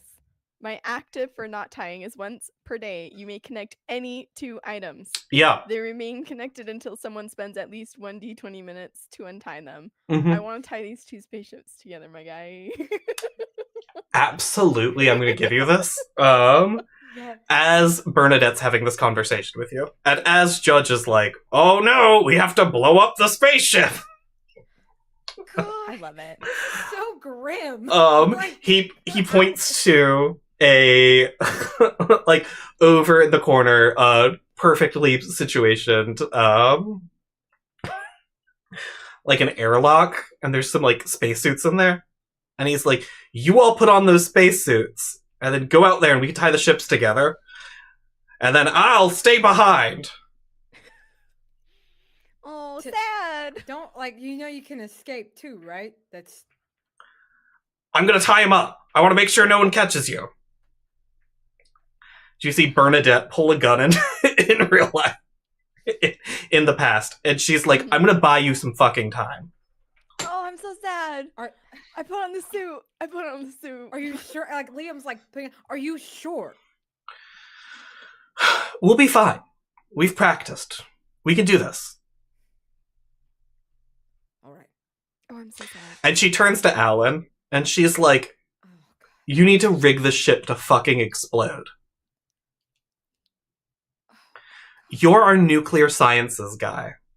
You can do this. Blow this ship up. And Alan's like, okay, but when do you want it to explode? She's like, don't worry about me. Blow this fucking ship up. And the three of you run to the airlock. Oh my gosh, I'm so sad. Oh my god. So sad. Oh my god. Alan is traumatized. I was like, y'all wanted Alan's backstory. You fucking got it. So mean to Alan. Oh my god. He blew up a ship and killed his best friend. Yeah. And he has to live with that every day of his life. And then I was like, you want to talk about your feelings? The three of you are getting suited up at, I think, in the VR, we're putting on little haptic suits. It's like little force feedback. But you're putting on these like weird alien outside suits. They're a little too tall for you. You sort of like squeeze into them and get the helmets on. And you all head out the airlock, and you best start believing in Alan's backstory, campers. You're in it. Excellent. Honestly, one of the hardest lines of dialogue in a movie. Facts. And it's like, it's in Pirates of the Caribbean. Correct. It is Barbosa. Exactly where it should Yeah, be. yeah. I unironically Pirates of the Caribbean stan. Don't have time for it. So good. We'll come back to this later. Yeah. The three of you head out, and as you jump, it does not feel unlike jumping off a trampoline in the middle of a lunar crater simulator. We have so much to apologize for. They were right the whole time. In VR, you are jumping on little trampolines. Mm-hmm. In the real version of Past, where this actually happened, maybe it does not. It feels strangely like the ship has like some sort of like gravity of its own, and it does feel a lot like jumping on trampolines. I don't make the rules. I'm just following them. Maggie, you have the ability to just tie two objects together. What does that look like in this scene to you? I think there's like a... Because we studied the ship, or maybe like Honey kind of was looking at it for like the different gear and stuff, and discovered essentially like a towing cable on the side. Whether this was like to attach it to an asteroid or to... We're not really sure what it's for, but we're able to kind of make it attach to the other ship in a way that's like very secure. And not when that I don't know. Maybe we like melt it onto there or something. But... Yeah, perfect. You hit some weird mystery space buttons. The ships sort of melt together.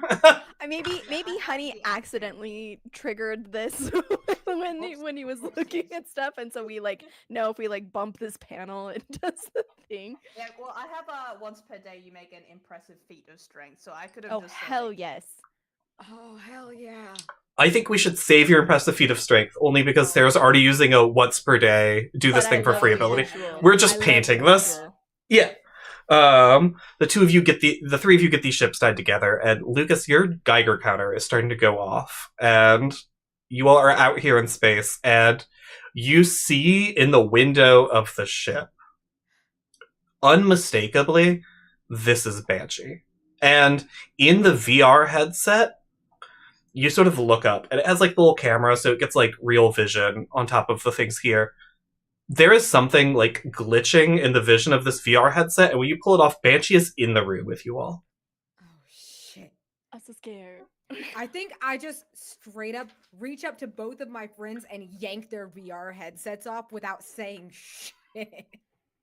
Yeah, you all are in a big, like, featureless gray room with a bunch of trampolines on the ground. And on the other side of the room from you, there is a tall green humanoid who's just staring at you, and there's, like, bloodthirst in her eyes. She sort of breathes in. She sort of, like, hunkers down. You see her sort of, like, extend her elbows, her shoulders a little bit. And she looks up and says, "You killed my daughter." Your daughter was a bitch.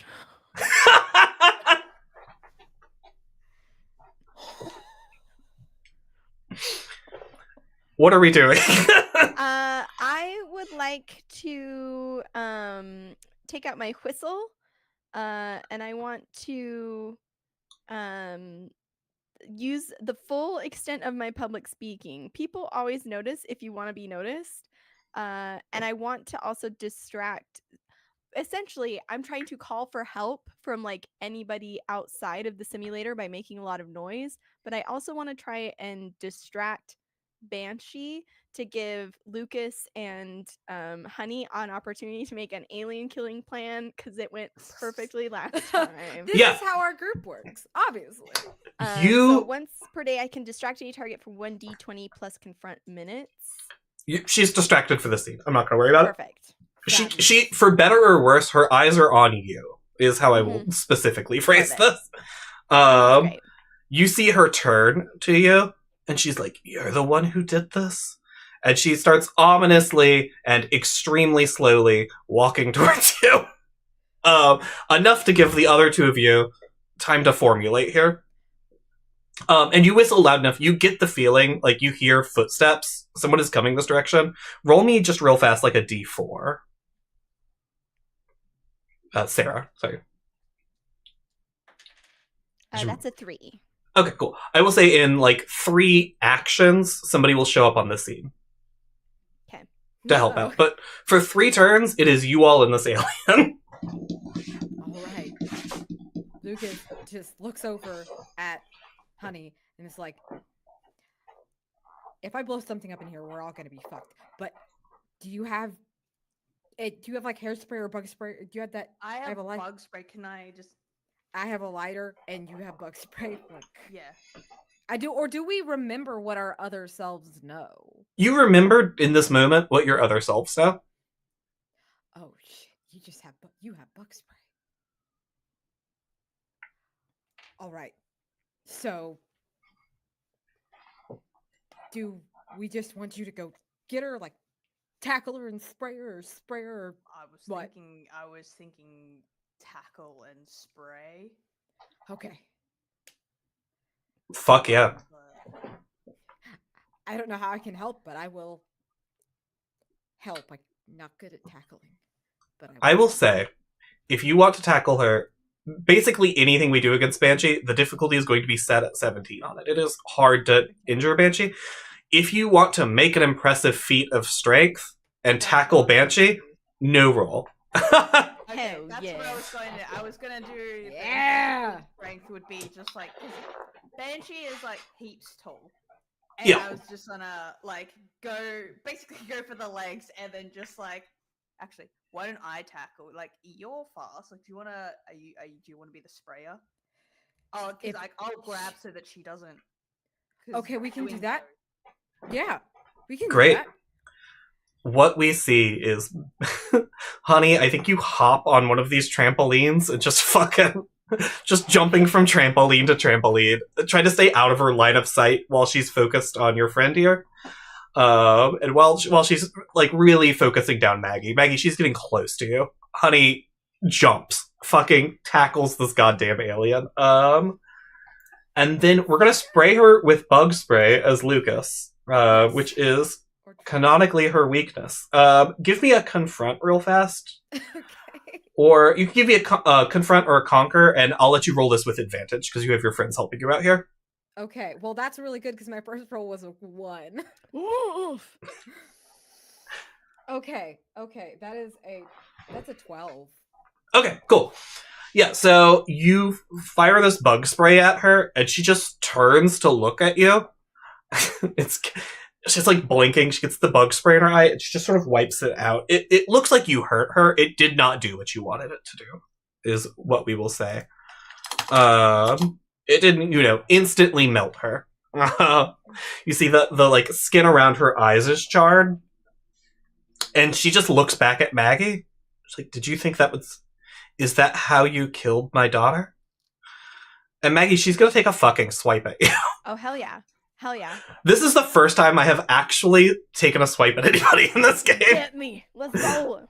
All right, cool. Give me a, what am I looking for? Give me a conquer roll. And the difficulty's 15 on this. Ooh, that is only an 8. Yeah. You're gonna lose 2 bravery. Okay. Does she hit you? I think in the past, where we're also experiencing this alien fucking swipes at Margaret. You see Margaret's spacesuit's ripped open. There's blood pouring into space. We cut back to you all, and you just barely missed that, but it was close. And this thing has claws. If that hit you, lights out. I'm scared, but I'm going to look at her and go, no, she was way more of a pussy. Try to limp away to just kind of keep antagonizing this creature. Yeah. We're trying to limp away, but we're also sort of trying to threaten this thing.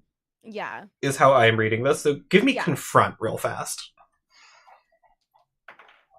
That is an 18. Cool. At 18. Yeah, you say that to her, and it looks like that shit hurt. She was not happy you said that.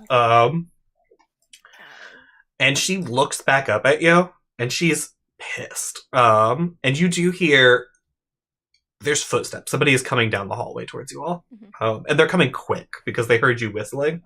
But it looks like we still have one more thing that's going to happen. What is it? This alien is still tackled. It got a hand free. It got a hand free and took a swipe at Maggie.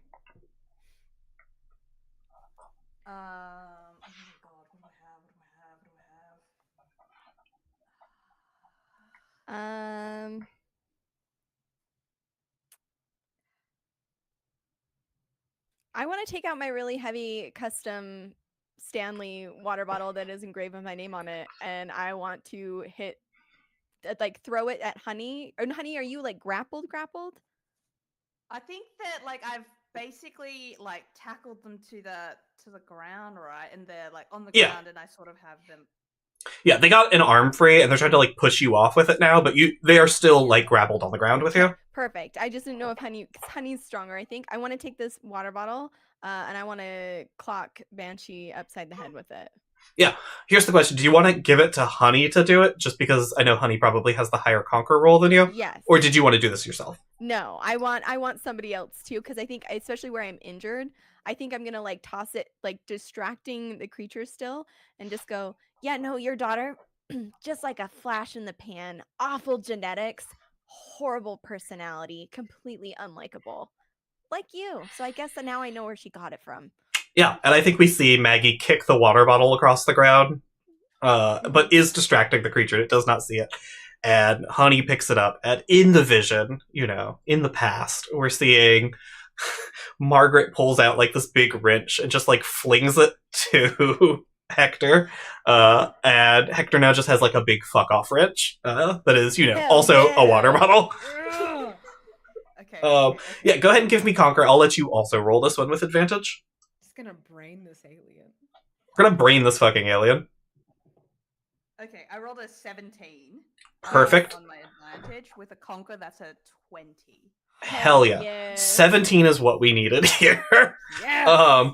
You get this fucking water bottle up and just wallop this goddamn thing. You can see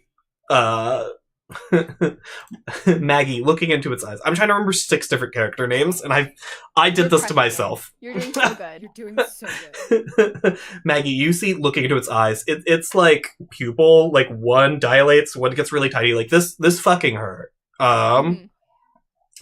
In both versions of this vision, this thing fucking hurt. And in both visions, both in real life and in the past, we see stepping out of the fucking airlock. It's the vulture, and she has a fucking gun. Oh my god! God, I love this woman. God, And I she- want to kiss her on her mouth. And she has this, like, big gun. You know, she gets probably one shot on this thing, and she's gonna go flying, and she's gonna take this big shot on this alien. God, yes. She yells, Honey/Hector, get out of the way. And you're able to like get to your feet and get out of the way. And she takes a shot, and you see this, it pushes Banshee towards you all. She's floating. She is really hurting. She's like on her way out. And you see Vulture cock the gun, and in both timelines, she's like, they're never gonna believe this. Amazing.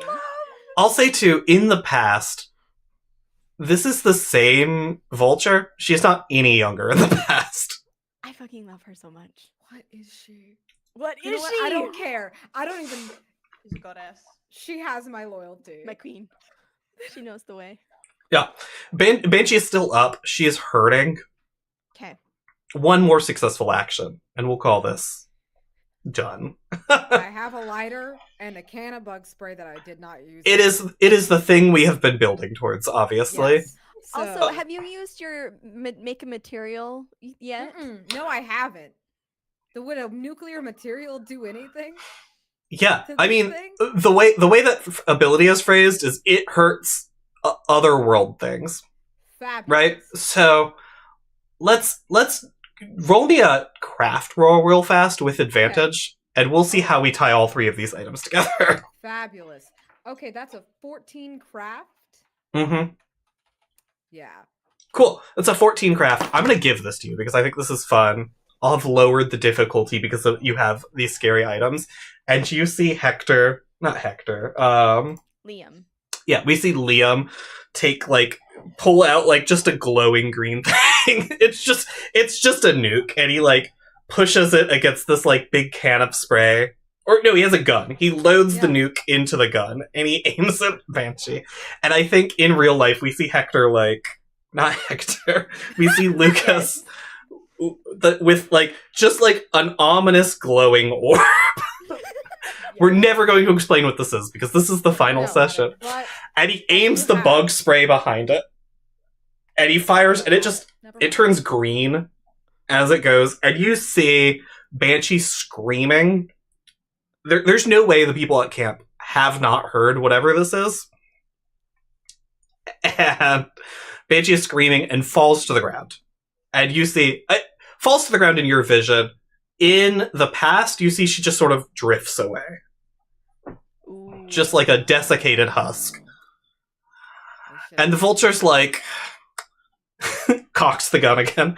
She's just reloading this thing constantly. She shot a lot of bullets. Yeah. And she's in the past, she's all right, let's get out of here. In real time, she's I don't have time to explain to you what's going on. Just go with me on this. Yes, ma'am. And she's put your VR headsets on. Let's go. And she takes off back towards, your ship. Amazing. In the past, you all are following her, and something feels off. It's really hard to know what it is in this moment. And you see Alan Ride come running down the hall by himself, and he turns to you all, and he's like, "Is she here? Did Branzetter make it?" No. Okay. I'm the captain now. Get on the ship. and he directs you all onto the ship. And as it starts taking away, you all see in the past, and you'll get sort of a headache seeing this. This isn't how things happen. This is how things are happening, though. You see Bernadette jumping off the fucking ship, floating towards your ship, and it explodes behind her. And she's fine. And in VR, you get Judge Judge the big black monster, just floating towards your ship. And Alan Ride's like, "Good mission, everyone!" Oh no. As you all head back over the time bridge. Vulture's like, "Don't say a word until we get to the to your bunks." She goes and sits you down. She's sitting across from you and she's like, "So what do you think you saw?" Honestly, Vulture, if you just tell me that I saw nothing at this point, I think I'd just roll with it. Same. Okay. You did not see anything. But if you were to have seen something, did she make it out this time? I think so. Yeah. She is in. Beatrice Bernadette. Beatrice, that's her name. Yeah. Yeah. So many B Yeah. names. One of those. Yeah. You see, Yeah. she's like, Beatrice made it out this time, and she pulls her phone out, and she, like, pulls up a wiki page. She just shows it to you. Beatrice isn't dead. What? And that's gonna be game. We're gonna end it here so I don't have to explain that.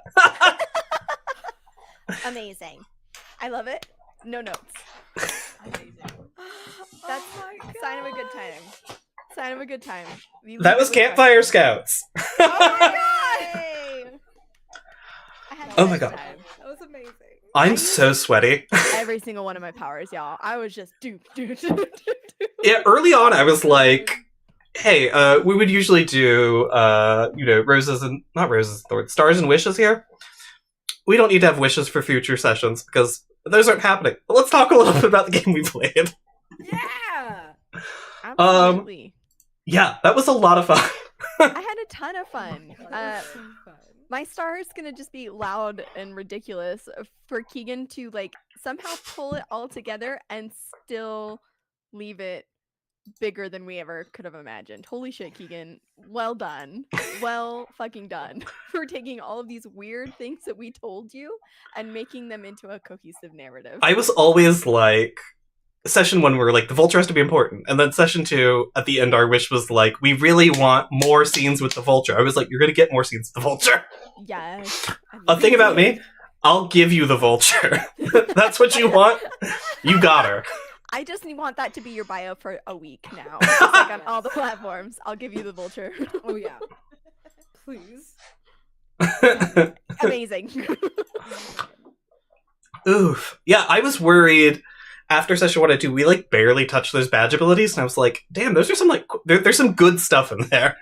They're It's like, amazing. this session, it was like every 10 seconds, like badge, another badge, another badge. It was like, hell yeah, hell yeah. It felt good. It like all sort of came together here at the end. Yeah. Like players using abilities, like narrative things tying up in some sort of way. Yeah. I love it. I think it's great. Fantastic job. I love all the characters too. They're so great and good. I'll miss them. I will too. I'd like to think that the weird like thing that Lucas pulled out at the very end is like an actual science project that Lucas did and brought to space camp in an attempt to like impress people. And like Now it is. Now and that's like canon. didn't tell anybody about it because like he just kind of forgot.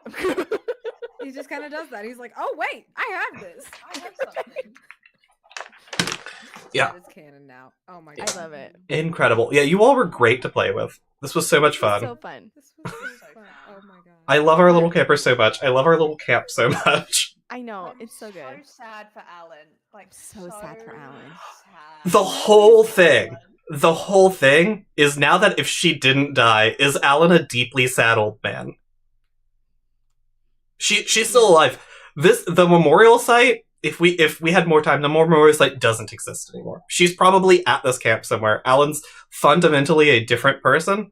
I don't have to come up with that right now. I know, but I love it though. We can just know that we made his life a little better, or a lot. Yeah. A lot better.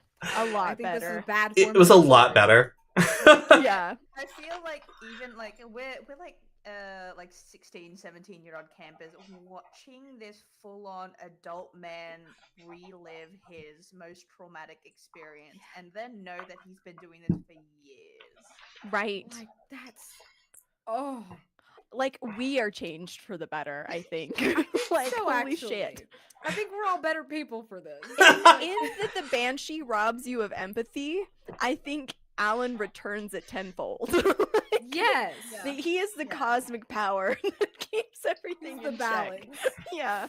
Oh my god. Yeah, I have so many stars for y'all. Oh my gosh. Is it okay if I just prattle them off? Yeah, feel free. Send it. Fabulous. Okay, because I'm a yapper and I love you all. 10 out of 10 on this game. This game, it's fabulous. Keegan, this game is beautifully written. It's super fun to play. You run it so well. Like the pacing is perfect. It's like just the right mood of like humor and horror and tragedy, and like it's like you balance it. It's just on this nice edge. So glad you all gave me a deeply sad old man to bounce off of. Because it gave like a lot of layers to this. Mm-hmm. It was like every NPC felt like they had layers. Like, even though I joked about Sharon being like the most murderable, like, or Alan, I would have been sad if they would have been dead, because they're all people and I like them. Right. Like, oh my god. Oh. I was so scared that Alan was gonna be the critter at the end. I was getting so scared. I was like, "Don't do it to sweet Alan. Don't do it." Oh my god, I was so nervous. Take Sharon. Sharon, take Sharon, not our sweet Alan, not our sweet boy.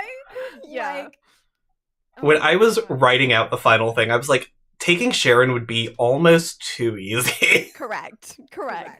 But I like that we all agree it's the right choice. Yeah. It's the right choice. It was so obviously right that it should have been Sharon that it could not be Sharon. Exactly. Right. That's like too easy. It's way too easy. Like, oh my god. And I really have to applaud you having these the time bridge and then bringing that in to be a core thing. Like, we didn't just flash back once. We flashed back, and that was like an integral scene. That was so cool. That whipped. That was like amazing, Keegan. That was so awesome. It was so fun to be given the time bridge as a gift, because it was like, oh, I love dumb timeline bullshit. Like, it was like, oh, cool, let's do, like, we're doing supernatural shit, we're doing alien shit. Like, this time bridge is like a cool thing I can use that's like, why is the alien here? It was like always like, how do I deliver story quickly? So perfect. It was way the cat has a lot to say. It was way more fun than like any exposition you could have given, and I loved it. I loved it. Wasa, I love Honey deeply and truly. There is something so delightful about this big jock who just knows shit. Like, just knows things for no reason, apropos of nothing. It's fabulous. Like, it's absolutely fabulous. Just, there is something really sweet about Honey and something really genuine. And I really, really love to see this like arc of him like being a little more confident in himself, which is like a really, really like lovely arc. And it was really cool to see that part of the group dynamic like just shift, because Honey wasn't like nervous about like I really, really love him. Just absolutely delightful. No notes. Honey's wonderful. Honey's wonderful. Everything Honey does is great. I just like every time he did something, I was like, yes. Well, and it was just like tackle something, get something, carry someone. Like, it just, you're like, Honey, yeah, I'll do it. Got and it. It's so great. It's so great. I love it. And you are both such wonderful scene partners. You're all such wonderful scene partners. Like, it is so easy to just straight up go into a scene with you, and like absolutely fabulous role players. I love it. Sarah, Maggie is a joy. Maggie's a mess. Maggie's a mess in a way that is such a familiar mess. We've all known Maggie. And like a number of us have been Maggie. 100%. I was literally about to say a number of us have been Maggie. And she's so like fully fleshed out and so I love that she has this edge to her always. Like you never left it. Like it never like despite character growth, despite like being like, oh, we've got this like team dynamic like now and it's like we're all buds. You're still like your daughter was a bitch, which is like that was such a good line. That was so good. I just absolutely amazing. Thank you. Like I love it. Your whole thing with the vulture. Like I really, really love Maggie. She's an enigma to me in a really good way, in the way a person is. Like, and what a fun group dynamic. I'm gonna miss these characters. I want to play a game with y'all again because you were all so fun to play with. Yes.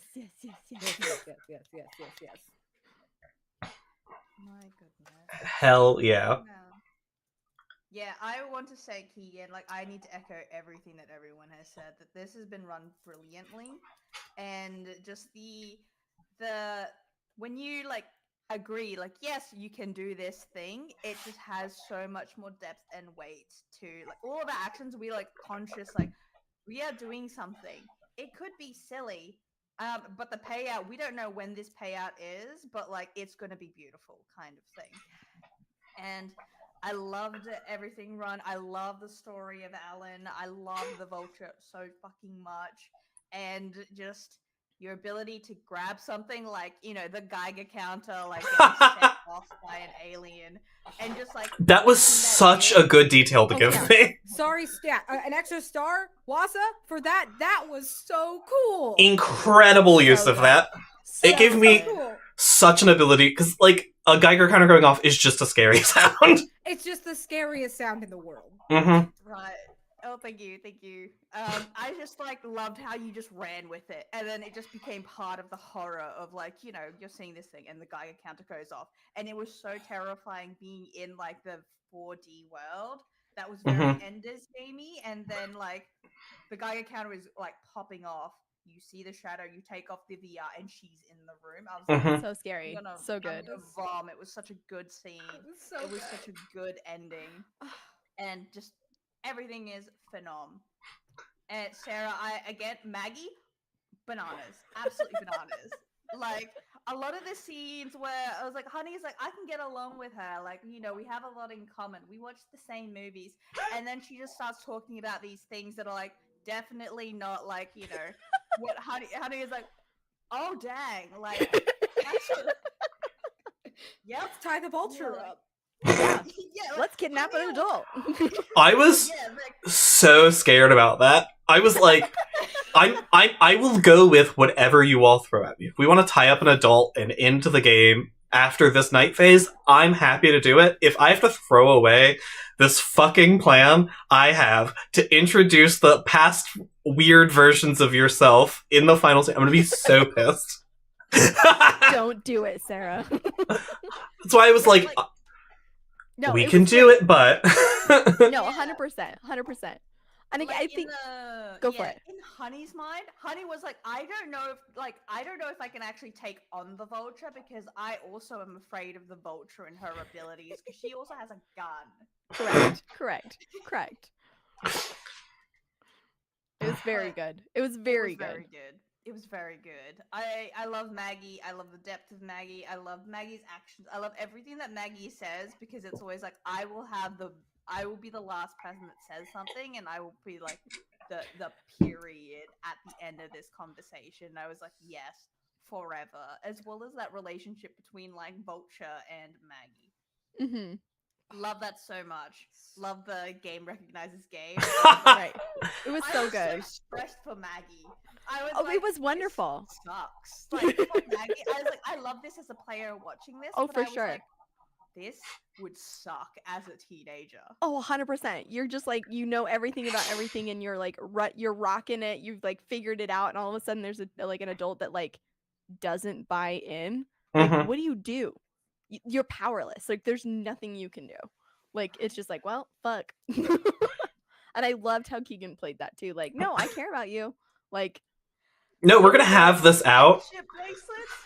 And like, what does this make So you good. feel like? Sadness is blue. Oh my gosh! So good. God. so good. It was just so good, and I loved how like Lucas was very much like a little bit of like the quieter, more nervous person when it came to like the dangers and things.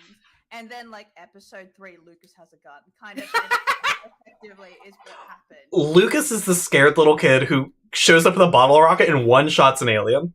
Correct. Yeah, like Lucas full on like murdered a baby alien. And like no hesitation was like, I'm gonna do this stuff. Like I'm gonna enact violence on these things because they are a danger to like me, my friends, and everyone else. Loved that. I loved Lucas so much because you were like the level head for a lot of like the scenes and things, but then also like a different kind of unhinged to Maggie. And I love that so much. Like I love being like Honey with like these two people where it's Honey was like, I was just here for a good time. Like, you know, like very surfs up dude, like, you know, shockers. And then it was like, oh, okay, like we are doing some wild stuff.